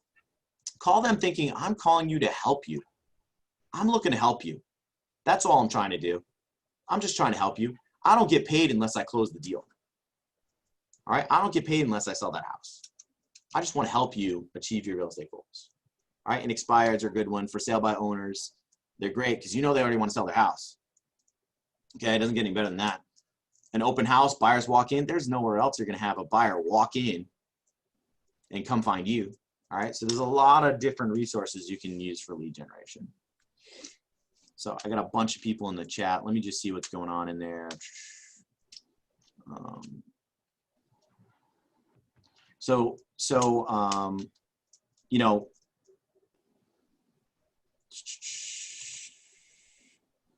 I love the idea of opening up command, right? Open up command, simply just keep it open and work your clients in there. All right, that's how I do. When I'm lead generating, I open up command and it's right here in front of me. And that's where I go through my list. All right. And then I keep those contacts in there. I keep the information in there. If I call somebody and, let's say I go through the Ford method. I don't know if you guys have used the Ford method yet, but I go through the Ford method. Ford method is family, occupation, recreation, dreams. Talk about family, not interested in family. Eric, how's the family? Eric comes back and he's like, okay. Okay. How's work? That's all right. Not wanting to talk to me. Recreation. Oh, I've been coaching basketball and I got 6 teams, blah, blah, blah, and he goes off on a tangent. All right. That's a wonderful opportunity for you to write in a command. Eric likes basketball. He's all about coaching. That's super important to him. That's what he wants to talk about. Now that next phone call, it's probably not going to be the Ford method. It's going to be, Eric, how you doing? How's the basketball team going? How's coaching coming along? Okay. So this is huge stuff that you guys can do. All right. And just build it right into command. So command is awesome. Can you recommend noise canceling headsets? If anybody can recommend that, can you put that in the post? I have no idea. I like that I was fearful calling for FSBOs. Okay. A lot of people are afraid of calling FSBOs. The best thing about FSBOs is they want to sell their house. That's great. All right. #1 lawsuit in a real estate transaction is caused by a for sale by owner. So if you want to throw that stat at them, that's pretty good. Also, the average for sale by owner sells for 6% less than if they were to hire a real estate agent. All right, our commission is 5, The 6, 7%. commission. Right? So why not hire us to do all the work? For Right. sale by owners are super easy. All right. So I'm not really good at reading the chat and talking to you guys at the same time, so I apologize for that.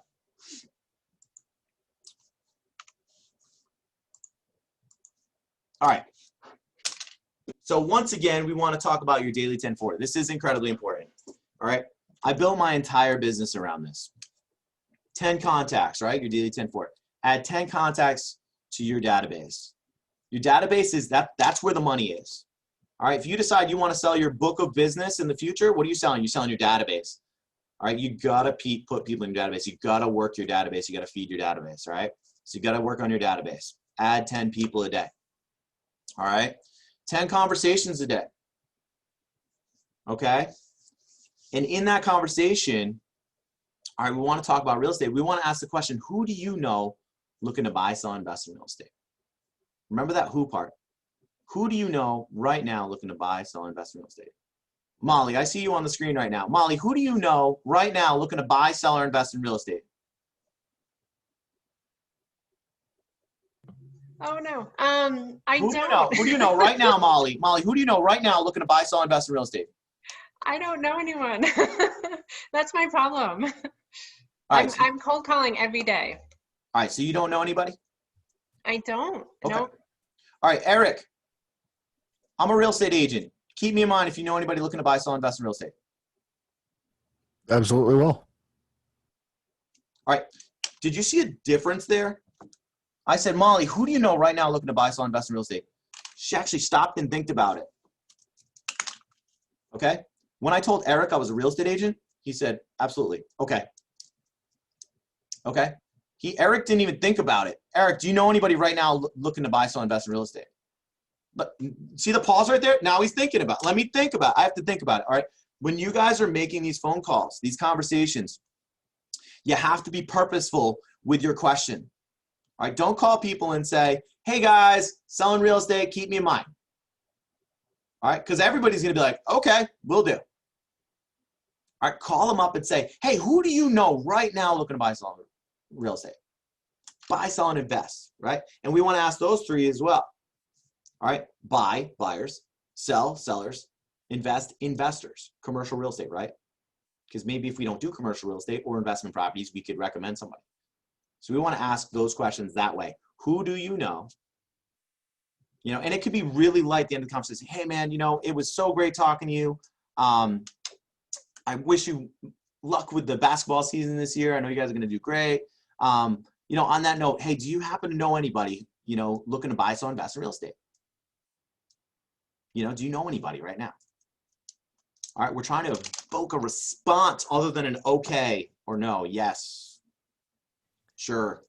Nick, Okay, it's powerful. Nicholas, I was going to say, I think Molly blanked a little bit, maybe, and sometimes this happens for a lot of people. The reason we drill down and categorize, and I know a lot of people, and to Nick's point, obviously, if you know this person doesn't go to church, I wouldn't use this category. Although if I know this person's a soccer coach and they go to church and they have kids in school, if we chunk it down a little bit more and give them a category to think about, because when we offer them the universe, that abundance creates scarcity, because now they're trying to think of every human they know on the planet.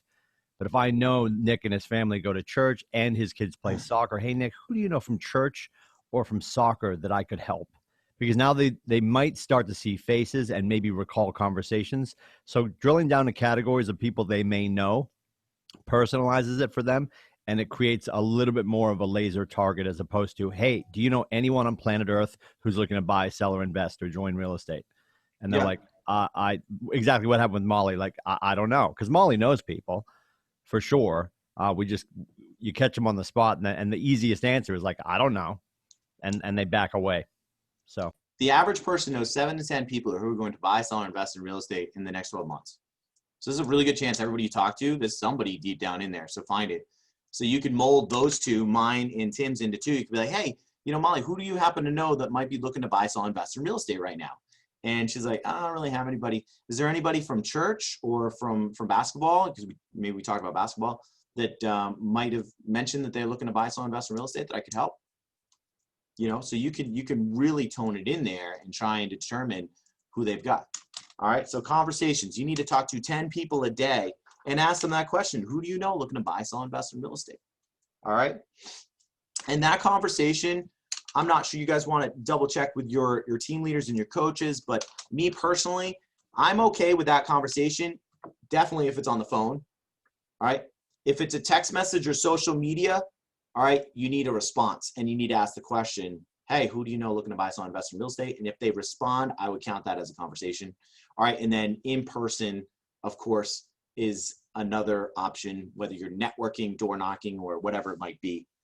I actually have a local agent here that lead generates solely at Walmart. All right. She walks around Walmart and just talks to people and lets them know she's a real estate agent. She wears a pin just like I'm wearing, right? Sometimes wears a realtor shirt and just talks to people. And that's where she gets 90% of her deals. So there's a bunch of different ways that you guys can do it and just have conversations with people. You just got to get creative and sometimes step outside of your comfort zone. All right, 10 handwritten notes. I've been hammering this for years. There's nothing more powerful than it. All right, you call somebody on a Monday. Hey, what's going on? I haven't talked to you in a long time. End of conversation. Hey, who do you know looking to buy, sell, invest in real estate that I could help? I can't really think of anybody, but I'll definitely keep you in mind. Awesome, great. 4 days later, they're at work, all right, and somebody says, oh man, I've been on realtor.com this week and I really want to buy a house. I'm not sure what to do. And they just totally forget about you. All right, not even thinking that you asked them a couple days ago. Later that day, they get home, they open up the mail. What falls out? Your business card and a letter. Hey, it was so nice talking to you. Please do keep me in mind if you happen to know anybody in the future looking to buy, sell, invest in real estate. I'd love to be their go-to. I'd love to help them out. All right, now you're like, oh shit, you know what? I just talked to Molly at work yesterday. I'm gonna bring in this card tomorrow and give it to her. Hey, you should call Nick. He's my realtor, and he reached out to me the other day, and I just got his business card. He's a great person. Okay, that's the power of a handwritten note card. Not only that, but it shows that you're professional. I mean, when was the last time you guys got a handwritten note card in the mail? Hey, Nick, can I ask a question on this? Sure. I was going to be perfectly blunt. What do you do about the handwritten note card if you have the handwriting of a second grader? Because I do. Literally, like, I looked at some stuff that like my mom had tucked away from back when I was in elementary school, and like a thing that I wrote in second grade looks exactly like I would have written it yesterday. Like, is there any way to get around this handwritten thing? Practice makes perfect. So what? Just practice making my letters? Practice writing cleaner, right? All right, just practice, right? So you can practice. You could type. All right, if you're going to type, my recommendation is write the address and who it's going to by hand. Or find your 9-year-old who has clean handwriting to do it for you, or a friend or family member, somebody like that. Somebody that's going to benefit from you closing deals. So, I mean, you can do that. If you need to type it up, you can certainly type it up. There's a bunch of different options you can do there. I think the power of a handwritten note card is the fact that it's handwritten. I mean, how often do you get a handwritten note card out there? Yeah, no, I mean, don't get me wrong. Like, I'm not discounting the value of it. I'm literally, and I'm not against the idea. I'm against other people being exposed to my handwriting. I get that all the time. So you're not the only person. I guaranteed if there's 100 people on here, that 25 of them have terrible handwriting and have the same problems. So you can do that. I will tell you a quick story. A couple years ago, my mother gets a letter in the mail, and she calls me up and she's like, Nick, I got something in the mail.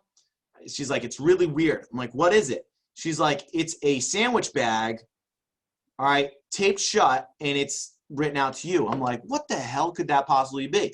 So now I'm all excited. I'm like, let me drive over to my mother's house and see what this is. So I drive over there and I get it. And I'm like, wow, what the hell is this? I've never seen this before. I open it up. It's a card with a car key on it. It's a car dealership. They sent me a letter that said, take your key over to our dealership, try it in the car, see if you want.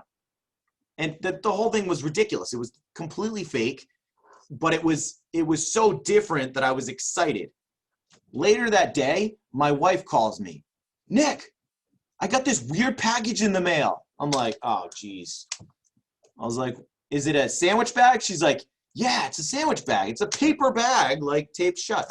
And she was like, I don't know what it is. I was like, just open it up. I'm not going to ruin the surprise and like open that thing up. She opens it up and of course sees the same thing. But it was just the power of getting something that you wouldn't normally get. All right. And as weird it is nowadays, a handwritten note in the mail is very rare. I almost never get them. I get, like, my students sometimes write them to me. All right. Which is great. I love that. But if it's not that, it's a invitation to a wedding, right? Or a party. That's about it. So the handwritten note cards, it's just a great way to hammer them, give them your card, and then also get their address. You know, hey, I want to send you my business card. Can I get your address so that I can send that in the mail? I have a suggestion. I just Sure. want to make a comment as well, if you don't mind. I have a suggestion. Sure. Vilmer, go ahead. Okay. If he starts doing lines, like if he was a first grader, just straight lines down, one after the other ones, and he does rows and rows of that, and then circles and circles and circles, and different designs like triangles, like that, he will improve his handwriting.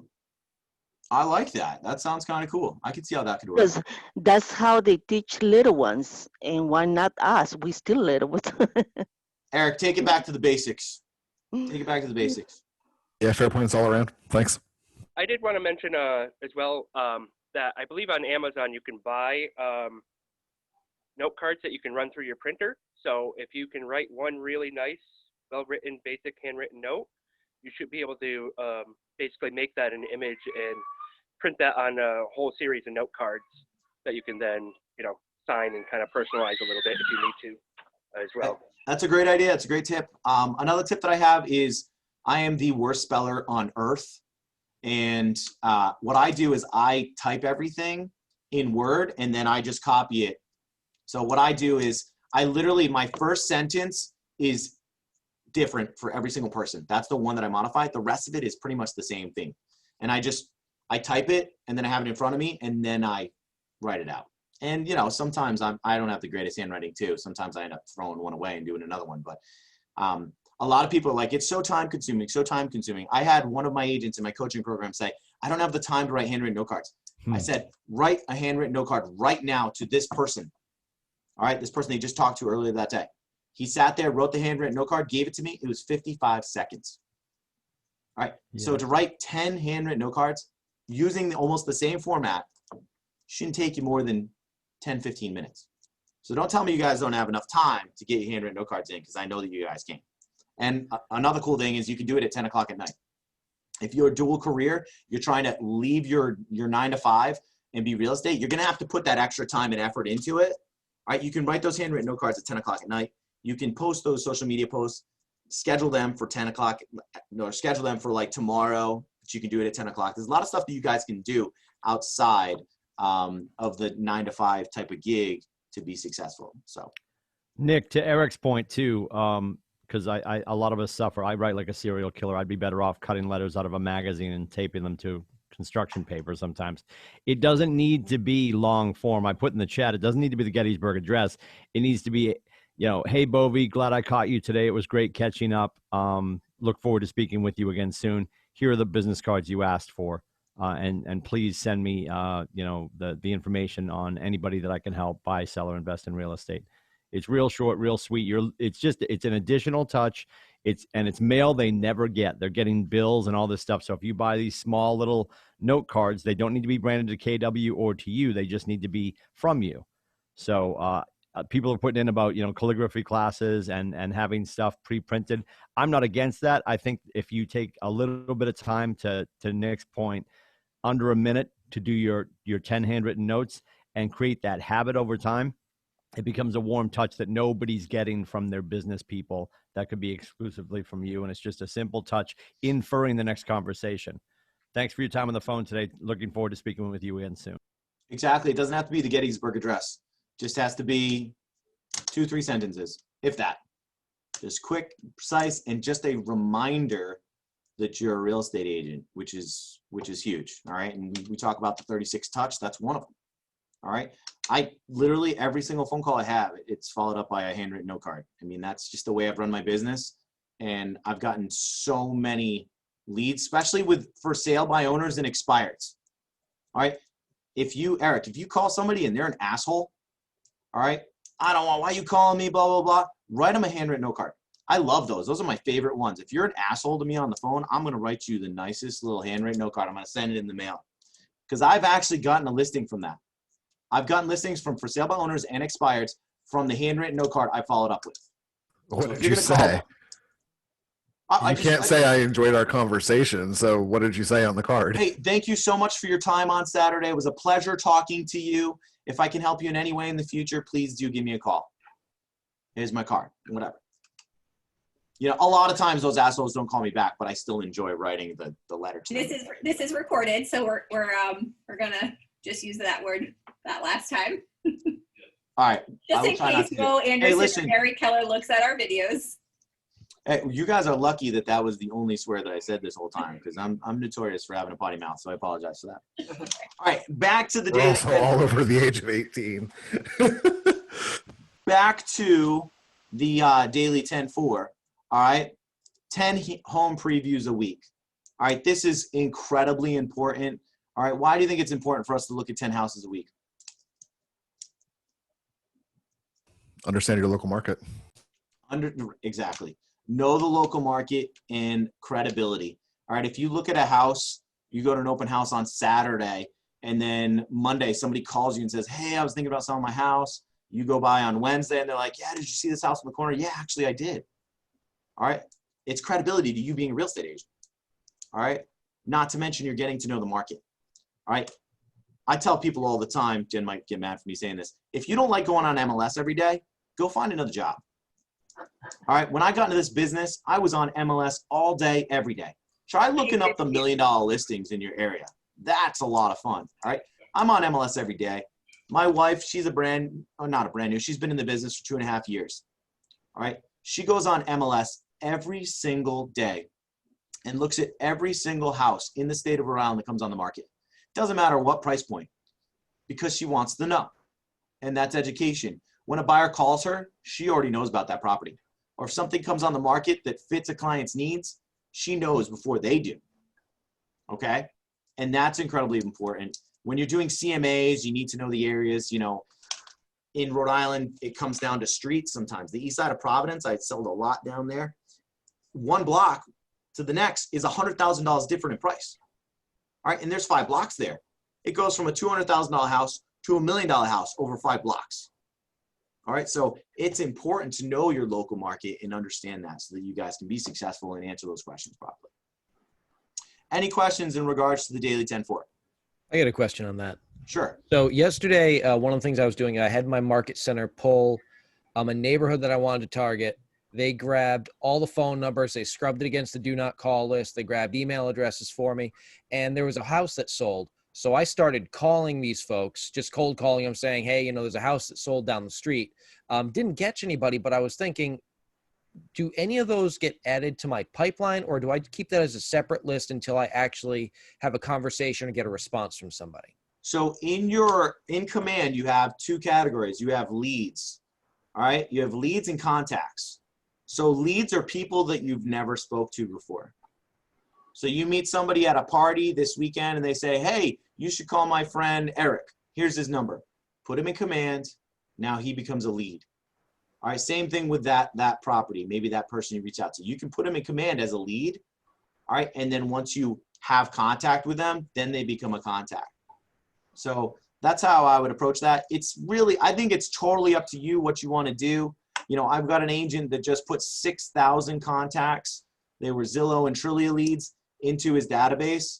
And he's going to scrub that now. He's doing the the DT D2, and he's going to call every single person on there and he's going to scrub it. And, you know, he's going to get rid of some of them and some he'll keep in there, but I think it's really up to you. So me personally, I have 350 people in my database. All right. I have an extremely strong database of really dedicated people that refer me deals. All right. But it doesn't mean you can't have 5,000 or 20,000 people in your database as long as you work that database. So I think it's an individual person on how you want to work that database. Does that answer your question? That does. Thank you very much. Okay. Any other questions in regards to your daily 10-4? Yeah, can I ask a quick question about the handwritten notes? And I'm sorry if I missed it. Do you use a KW letterhead on it, or do you just pick a card and put a business card in? What do you see as the best option? So I personally went onto Vistaprint and had my own thank you cards made that have my team logo, the Keller Williams logo on the front. The inside is blank. The back has my slogan that says referrals are how I build my business, blah, blah, blah, blah, blah. And then I put another logo on the back. So that's what I personally use. But you can go on and you can buy Keller Williams cards. You can go to the dollar store and pick up 10 for $1. You can really use anything. Anything you guys are sending out, as long as you're sending out handwritten note cards, we're okay with it. As long as it doesn't have another company's logo on it, or that it doesn't have your logo significantly larger than the KW logo. So it's got to have the KW logo on it. If it's going to have your, like I'm the Geisinger Group, so it can't just say the Geisinger Group. It's got to have the KW logo on it as well. Okay. Thank you. Any other questions in regards to your daily 10-4? I have a question. Let's go ahead. The 10 home previews a week, are those all in person, or are they in person and on the MLS? I would prefer them to be in person, all right? But if you can't get out there, then you guys need to at least be on MLS. And you should be looking at 10 or more a day on MLS. Get on MLS, learn MLS, take MLS classes with your local board, learn it, get on it. In regards to getting out live, go out with your clients, look at houses, those count. Also, open houses. If you guys see open house signs, we're starting to see them pop up more frequently now here in this region at least. Stop by the open houses, introduce yourself. Hey, how are you? My name is Lindsay. I'm from Keller Williams. Just was in the area, want to introduce myself. My neighbor across the street, they did an open house at that house that I didn't get the listing of. I went to the open house. I want to make sure I look at it. So just make sure, I had an agent do this like last week, that you're not scheduling 10 open house or 10 showings and not telling the realtor that you're just scheduling because I told him to look at 10 houses. So make sure that you're not doing it. We don't want to waste the listing agent's time. What I would do in that situation is reach out to him and say, hey, listen, I don't have a client per se that wants to look at it, but if you don't mind, I'd like to just take a look at it to see if maybe it fits the needs of somebody that I have. Do you have a showing that I could tail along with? And somebody, they showed at 5 and you come in at like 5:15 and you're in and out. So that's another way that you can do it. So do we have another question out there from the Daily 10-4? I have a quick question. Sure. I know you mentioned earlier that every single call you have, you follow up with a handwritten note. Does that mean legitimately like every single call? So like if you spoke to like a client one week and then you spoke to them again the next week, do you follow up both weeks with a handwritten card? If I speak to the person, so if I call them this week, let's say that I call somebody and say, hey, do you want to see if you know anybody looking to buy, sell, invest in real estate?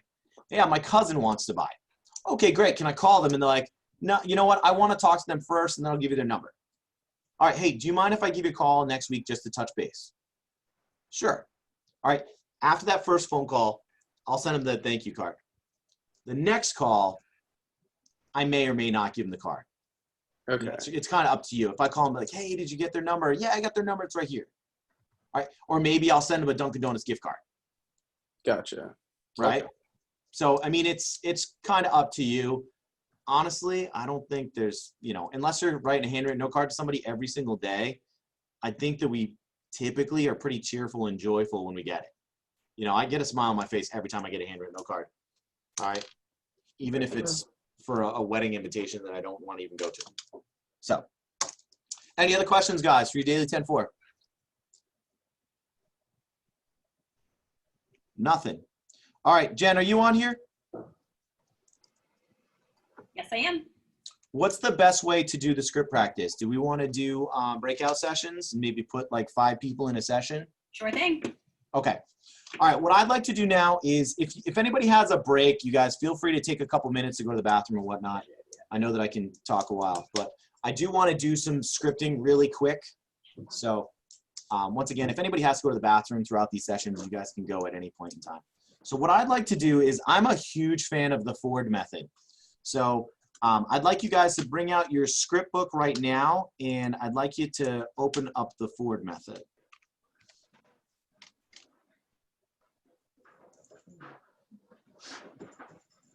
Hey, Nick, while we're setting up for this, can I ask a question that goes Sure. back to something else previously? Yeah, absolutely. So we were talking earlier about, referrals and, the whole thing about, reaching out to that extended network. Am I crossing any lines or anything by maybe even looking at the possibility of like gamifying that whole thing, like literally running a thing that says, within my own personal network of people that I know, most number of, leads, I'll buy you dinner, or something along those lines. Like, we're talking about gift cards and everything like that. So I know that we can incentivize. How far can we push on that incentivization before we start crossing lines? So you're going to have to have a conversation with your team leader and reach out to your local board because I believe that is a state-by-state topic. So I wouldn't be able to answer. Eric, where do you live right now? I'm in Connecticut. You're in Connecticut. So Connecticut's got different laws and they allow different things than Rhode Island. At least that's my understanding. So I would have you reach out to your team leader in regards to that. Anything that you guys think might be borderline, it's probably a good idea to run by legal counsel or your team leader first. Yeah, it makes sense. To make sure. So something like that, I would definitely have them talk to that. I don't know, Jen, if you want to respond to that. Yeah, exactly. I know here in Rhode Island, our DVR rules and regulations are against gaming, anything like that, where it's like a raffle to win something. We can't do that. But I don't know about Connecticut or Massachusetts or New Hampshire or Vermont. So again, just like what Nick said, talk to your team leader, check your DVR rules and regulations. All right, so I want everybody to get the Ford method out. I think it's great. I was using the Ford method before I even knew I was using the Ford method, which is kind of cool. So the Ford method is family, occupation, recreation, and dream. All right, so we call up, hey, how are you today? I'm gonna see, I got Eric on there. So, hey, Eric, how are you today? How's the family doing? Dive into family. All right. After that, talk about occupation, recreation, dream. I guarantee at some point in time with one of those 4 questions, they're going to come back and they're going to be like, well, how about you?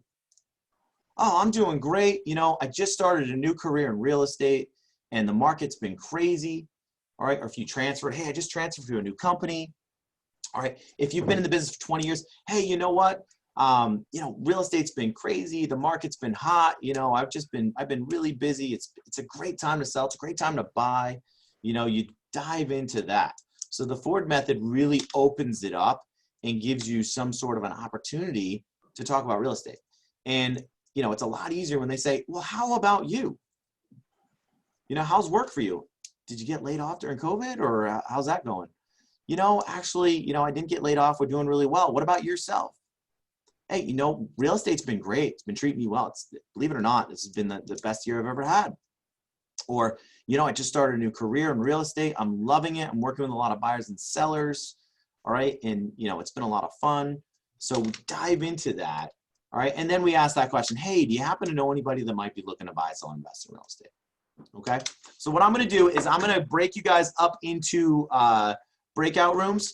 So I'm going to put 4 or 5 people in each room. So hopefully there'll be at least one other person. I want you guys to take turns. I want one of you guys to be reading the lead generation script. All right. And I want you to call the other person. I want to be somebody from high school that you haven't spoke to in 10 years. All right. So you're calling a good friend from high school from 10 years that you haven't talked to, lost contact. And I want you to use the Ford method. Does that sound good to everybody? Does anybody have any questions before I open up these breakout rooms? Nick, I have a question. Do you have the breakout rooms available to you? I don't think I do, actually. Okay, I'm going to make you host and you'll be able to. Okay. And then I was actually just going to ask you that because I was looking at it and I was like, I don't think I have breakout rooms here. So once I make you host, I'm actually going to bounce to another meeting. So you good? Yeah, I'm good. All right.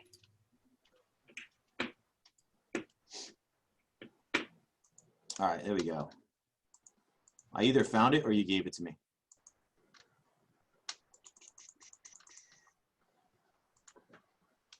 All right, I'm going to create those rooms right now. So you guys, all you have to do is click on the link on your screen. And I want you guys to work that Ford method right now. Remember, practice makes perfect. Breakout rooms, F2, the host is inviting you to join. That was interesting. And I can see if you're not joining it, so my eye is on you. Hey, Nick, what's the schedule for the rest of the session? I've got a market center meeting I need to bounce to, but I want to come back to this. What's the So time we're frame gonna looking at? we're gonna do scripting probably for like 20 minutes, and then we're gonna dive into phone calls.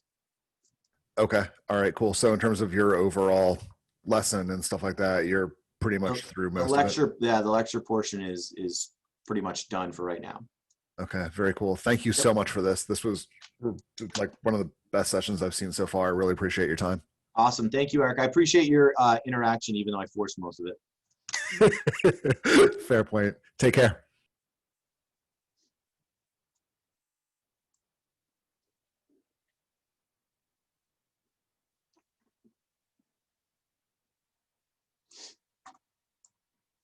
Is anybody struggling right now?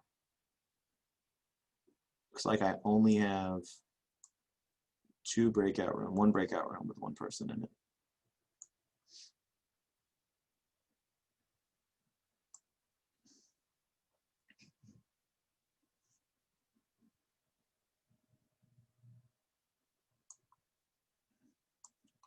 Nine.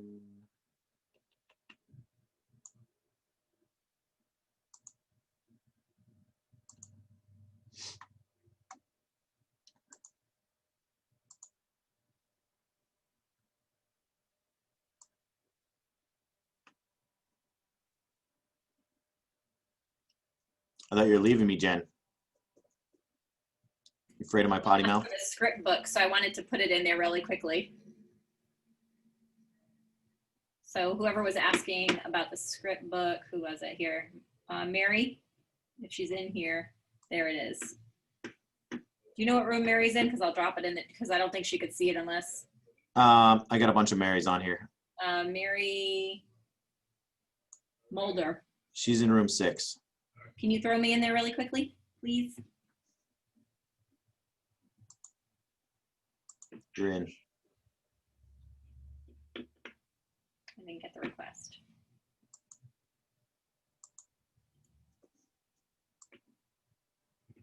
You should have the request. Not there. Not on my screen. I'm gonna have to move you back into room 5. And now I'm gonna move you back to 6. You should be good. Yeah, it's not allowing me to. Do you have the script book that you could drop in here? Yep. Okay. All right. When she comes back on, just make sure it's in there for her. But I'm gonna jump off. All right. Thanks, Jen. Great job today. Thank you so much. Yep. Thank you.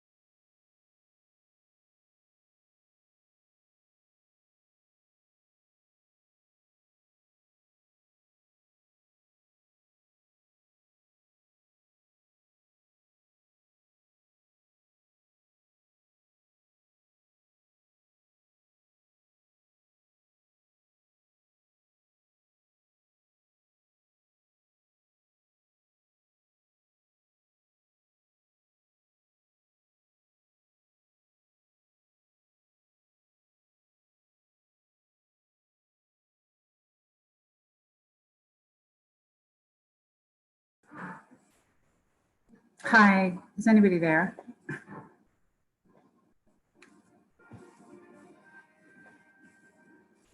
I'm here, but there's no one seems to be here. Okay, is this, I had an invitation to go to a breakout room, but there was no one in the breakout room. I did too, but then I said later on it. So I was in breakout room 6, I think. I was in a breakout room, but I was the only person there. There was no one in the breakout room. Are we supposed to be on a break or are we in breakout rooms? Breakout rooms, he said, but he was just counting up to see how many, he only noticed. Are you guys one there? room. Yep, here we are. Hey, so I had a bunch of people that were in breakout rooms that only had one person in it, so I put those back together. Okay, I would think I would need, because it kind of kicked me out. Like when I tried to come back to this, it kicked me out of that breakout room. So I don't know what happened. All right, let me see what I can do here. Who do I have on here right now talking? I'm Kelly, and Jeannie was talking to me. Kelly, yep, I can see breakout room 5 was done, so I'm gonna put you in 4 right now. Okay, thank you. All right, who else do I have on here? Jeannie. Jeannie with a J. Oh, that's interesting. You're supposed to be in room 6. So I'm gonna move you to. So should I see another invitation? Because I don't see Yeah, it. you should, yep. Okay. I'm not seeing that. I don't know if it's. Be so much nicer if we were in person. We wouldn't have this issue, so. All right, Jeannie, you should have a command right now to join. I'm not really sure what's going on. Jen. Here it comes. I got it now, Chris. Here it comes. So I'm going to hit. Yeah, it might be a delayed reaction. Anybody else in here that needs to join a room, let me know and I'll put you in there.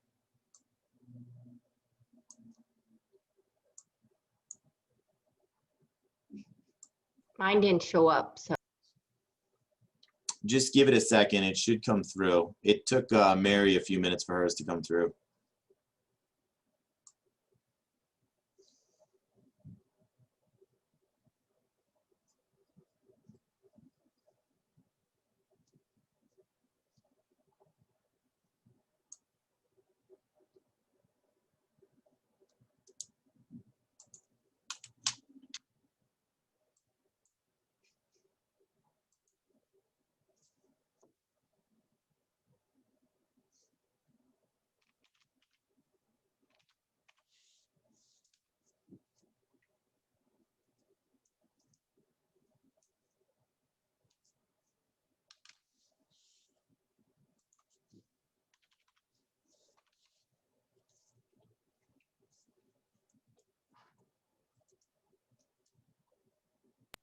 I have to get going too. Where do I find the recording to catch the beginning part of the meeting?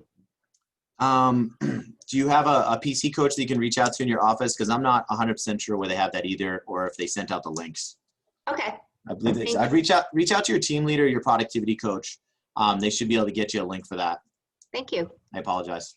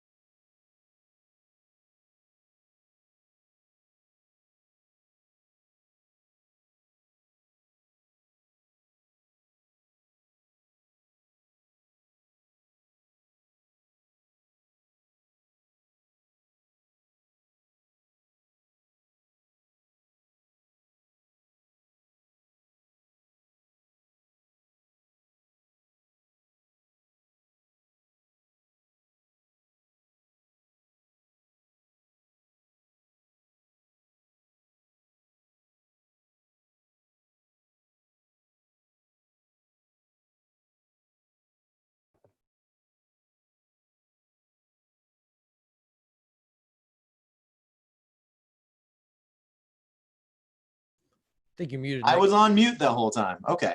Welcome back, everybody. Jessica Curtis, how did you do with your script? I think I did really well. I think you need to ask Addie and Walker and John. How did she do, guys? Did she do a good job? She did. She did great, and she did have fun with it. She definitely did. Awesome. You know, I have to tell you, one of my favorite things to do is script practice. I love, prior to COVID, I used to do the firing line. 4 days a week, I'd have everybody in my program come in and we do firing lines and we would just script with each other and it was great. We don't quite get the same effect when we're doing it on Zoom, but it's still extremely helpful. And it's fun. I mean, have fun with it and practice with it. I actually, you know who I script with all the time is my 9-year-old and my 12-year-old. The shit that comes out of their mouths when I call them and use one of my scripts is like crazy. You know, they just come up with the most random stuff. So scripting Well, is Addie was incredible. awesome because she came up with the job of a snake wrangler. So when I asked her what she was doing for work, she told me she was wrangling snakes at a zoo. And I just thought that was the coolest thing, the greatest idea. So like we had fun with it and we made it our own. Yeah, exactly. And you know what? When you actually call people, you call in your sphere, they're going to come up with some wacky stuff. You know, they're going to tell you things. You know, one of my agents in my program, he's a professional boxer. If you didn't know he's a professional boxer, and you call him up, and he's like, "Oh, I'm a professional boxer." What? You get what? Really? You get paid to box all day long? Yeah, that's what I do. Like that. You know, being a snake wrangler. I mean, who knows what it is? But scripting is great. It's practice. I love it. I learn things. Especially when I script with new agents, because if you've never scripted before and somebody asks you a question, you don't know how to answer it, you might come up with a unique, different way to get through that question or that answer that I never even would have thought of. All right. And once again, I talked to a couple of you guys about it. You know, scripting, make your mistakes here. All right. Look like a fool in front of us. Who cares? We all make mistakes. Make the mistakes in here when you practice so that when you're out and you're with clients, you're not making those mistakes. You know exactly what to say. So anything you guys want to share from script practice today? Nothing crazy happened. Did anybody get a question they couldn't answer? I have a question. Go ahead. Yes, my name is Jessica. Nice to meet you guys. So, so when we approach to our prospects, when we share our app with them, what if they ask, what's the difference between our app and with those Zillows and Redfin and all those other apps on the market? Yep. So our app is it's connected with us. All right. So if I share my app with you, it's going to be connected with me, your real estate agent. We can actually communicate through the app, which is really cool. And it's also uber sensitive down to the neighborhood. I think that's the biggest, most unique part of the KW app is they can do a search specific to a neighborhood. You can't do that on Zillow or Trulia or Realtor.com. You can only look up zip codes and you know, zoom in and out of a square. The KW app, they can actually draw the neighborhood they want to look at, and they can call up specific neighborhoods. So, and I tell you, so Zillow and Trulia, they're trying to copy that neighborhood function that we have. That's how incredible it is. When KW launched it, they were like, we need to do that too. So, but that's one of the main reasons. Also, right in the middle, if you guys open up your KW app, in the middle, there's a button that says guide. You guys can customize that guide specific to your state. All right, so in Rhode Island, we have, once you go into purchase and sales agreement, you have 10 business days to do your inspections. So I went in and I edited that guide. So all my buyers, they look at it and says, now you have 10 business days to complete your inspections. And then I have a list of all the inspectors that I recommend to them and a little disclaimer at the bottom there. So you can edit it so that it reflects your state, your area, you know, because even here in Rhode Island, we've got Newport, we've got east side of Providence, and then we've got, say, Cranston. Those areas are even though they're a 30-minute drive away from each other, the way real estate is done is a lot different in those areas. So that's another really cool feature is that you guys as realtors can customize it, and it's telling them directly what to do in your state, whereas Realtor.com and the other, you know, apps, they're not going to be able to do that stuff. Any other questions, guys? Yes, I have another question. I'm sorry, I haven't finished yet. Sorry. That's all right. So, do we have any like YouTube video that kind of walk through our new agent how to use our app? I'm sure that there are. Tim, do you know if there's a new video that's come out recently that kind of tells them the steps to steps? I'm sure there is. I don't know the link. I'd say probably the best breakdown of use for the app is go on YouTube and find Marty Miller. He is about to start his fourth version of the 66-day challenge for Command, and there is also a 66-day challenge for the consumer app, and that will give you 66 days. And obviously, you can fly through them. You don't have to do it sequentially. You can cruise through them, but they're all no longer than 5 or 6 minutes each. Not even that long, most of them, and it will take you through all the different components that are baked into the app. So Okay. Tim, would you mind to text that name in the chat box for us, yeah, please? I'll go find his YouTube page and I'll put the link in the chat. Thank Thanks, you Tim. so much, Yeah, guys. no Thank problem. No you. problem. I suggest everybody spend 5 to 10 minutes every single day playing with Command, playing with the app, so that you guys understand it. And just know that the consumer app, that's the one that you have on your phone. So you're looking at the exact same product that your clients are going to be looking at. And then that interacts with Command, the website. So your app looks just like theirs. The app is just for consumers. Yeah, Nick, to your point too, when Josh team, when they were building the app, and this was data from a few years ago, so the numbers are probably even accelerated. They said on a typical national app, because it only goes zip code deep, the average consumer was spending about 45 seconds on page. And when we went neighborhood hyper local, they were spending over 4 minutes on search. So it 4x'd the consumer time spent on your app. So it's a horse of a different color for sure. Absolutely. Absolutely. So any other questions, guys? Anything come up during your script? Anybody get stumped by anything?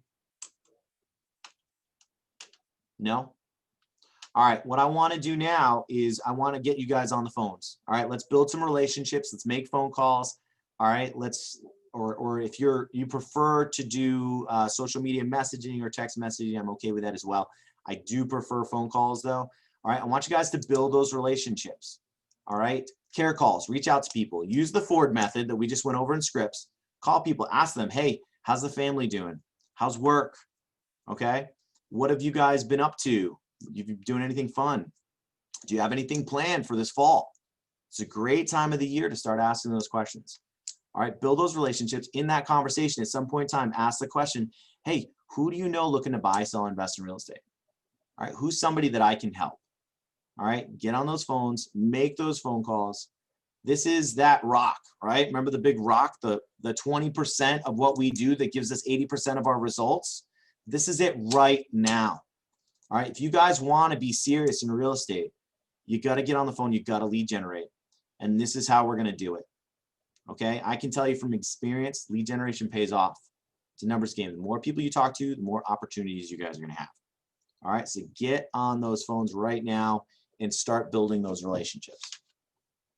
And I will be, I'll be keeping an eye on the chat. So if you guys have questions that you want to ask me, feel free to type those in the chat while everybody else is on the phones.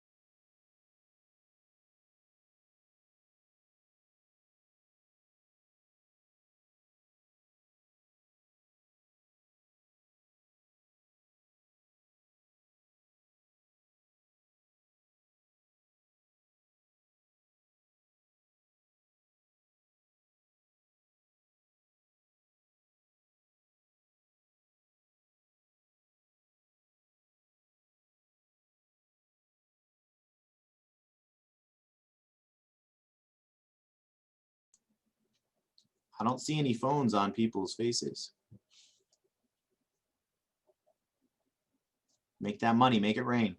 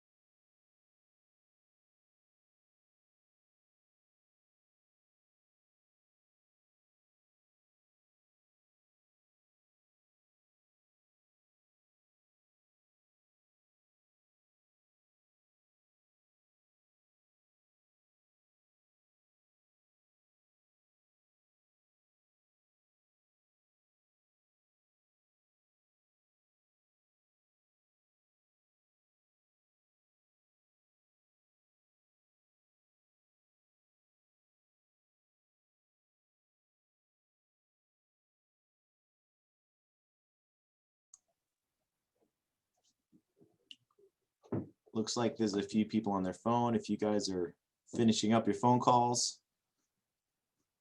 we're going to bring you guys back so I can answer any questions you guys maybe have at the end of this session.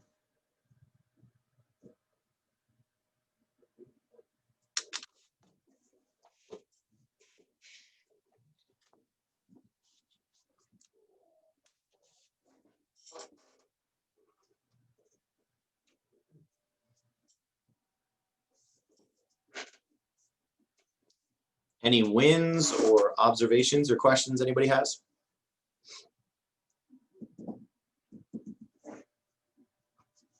If you guys are on the phone, you can keep me on mute. Turn your speaker down.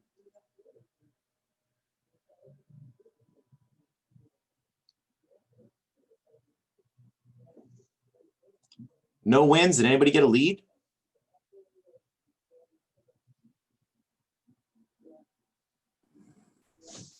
So, Chris, I just became a Keller Williams agent. Literally, just was official Friday. So I came from another company, and I have a builder that I work with pretty regularly. And he came to me because he said he liked. I was with Century 21. He said I like Century 21 as a company, so that's why I came here. And I was like, okay, great. So in calling him, I was a little bit nervous because I thought, he came to me because of the company that I worked for. But I did give him a call and I let him know, that I was changing over. I, gave him some information on to why. And he said, well, I think that's great. He said, and I'll follow you because I've really liked working with you, do a great job. So he's coming with me. So I'll take that as a total win because he's a really good client of mine and I'm going to get at least another 6 transactions out of him within the next year. So. Absolutely. Well, welcome to the family, Kelly, and congratulations on making the move. You certainly made the right move. That's great. So, I mean, real estate's a relationship business. People want to work with people that they like and they're comfortable with. So obviously you do a good job, or you did a good job working with him in the past, so that there's no reason for him not to continue working with you. So that's awesome. And I can understand that can be a nervous phone call, but when it comes down to it, the reality is it comes down to you as a person. That's probably the most important thing. So that's awesome. I'm glad that you got that out of the way. Now call the rest of your clients and let them know that you made the jump and say who they know looking to buy, sell, invest in real estate that you can help out. So. Yes, and I've actually kind of like a takeaway from this whole Ignite experience is in 2 years that I've been doing this, I don't talk to people. I find myself that I do not talk to people, and I certainly didn't ever talk to anyone out of state. And I'm not from Maine. I've only lived here for about 10 years, but I have because I'm military. Well, I was a military wife.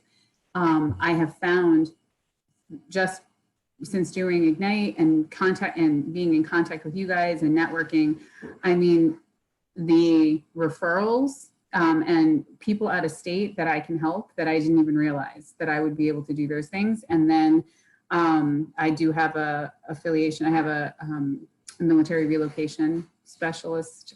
So that I've had people from Ignite that have reached out to me already being like, I have this question, and I've already gotten, like, I had somebody that said, I'm going to send everybody that's coming there. Is it okay? Can I just send them to you? Because I don't know how to answer their questions. And I was like, absolutely. That's what it's about. I mean, that's why when we collectively decided to teach this Ignite together, we had that cool element that we didn't think about, at least I didn't think about up front, that you guys are now creating relationships with other people in New England. And the likelihood that you're going to have somebody that's going to move to New Hampshire or Maine or buy something down in Boston or wherever it might be, it's very likely. People do make a lot of moves locally here. I mean, we've got tiny little states here. If you're licensed, say you live in Manchester and you're licensed in just New Hampshire, and somebody's moving right over the border, maybe an hour drive, maybe a 45-minute drive down into Massachusetts, that's a wonderful opportunity for you to refer somebody and make, $2,500 for doing nothing.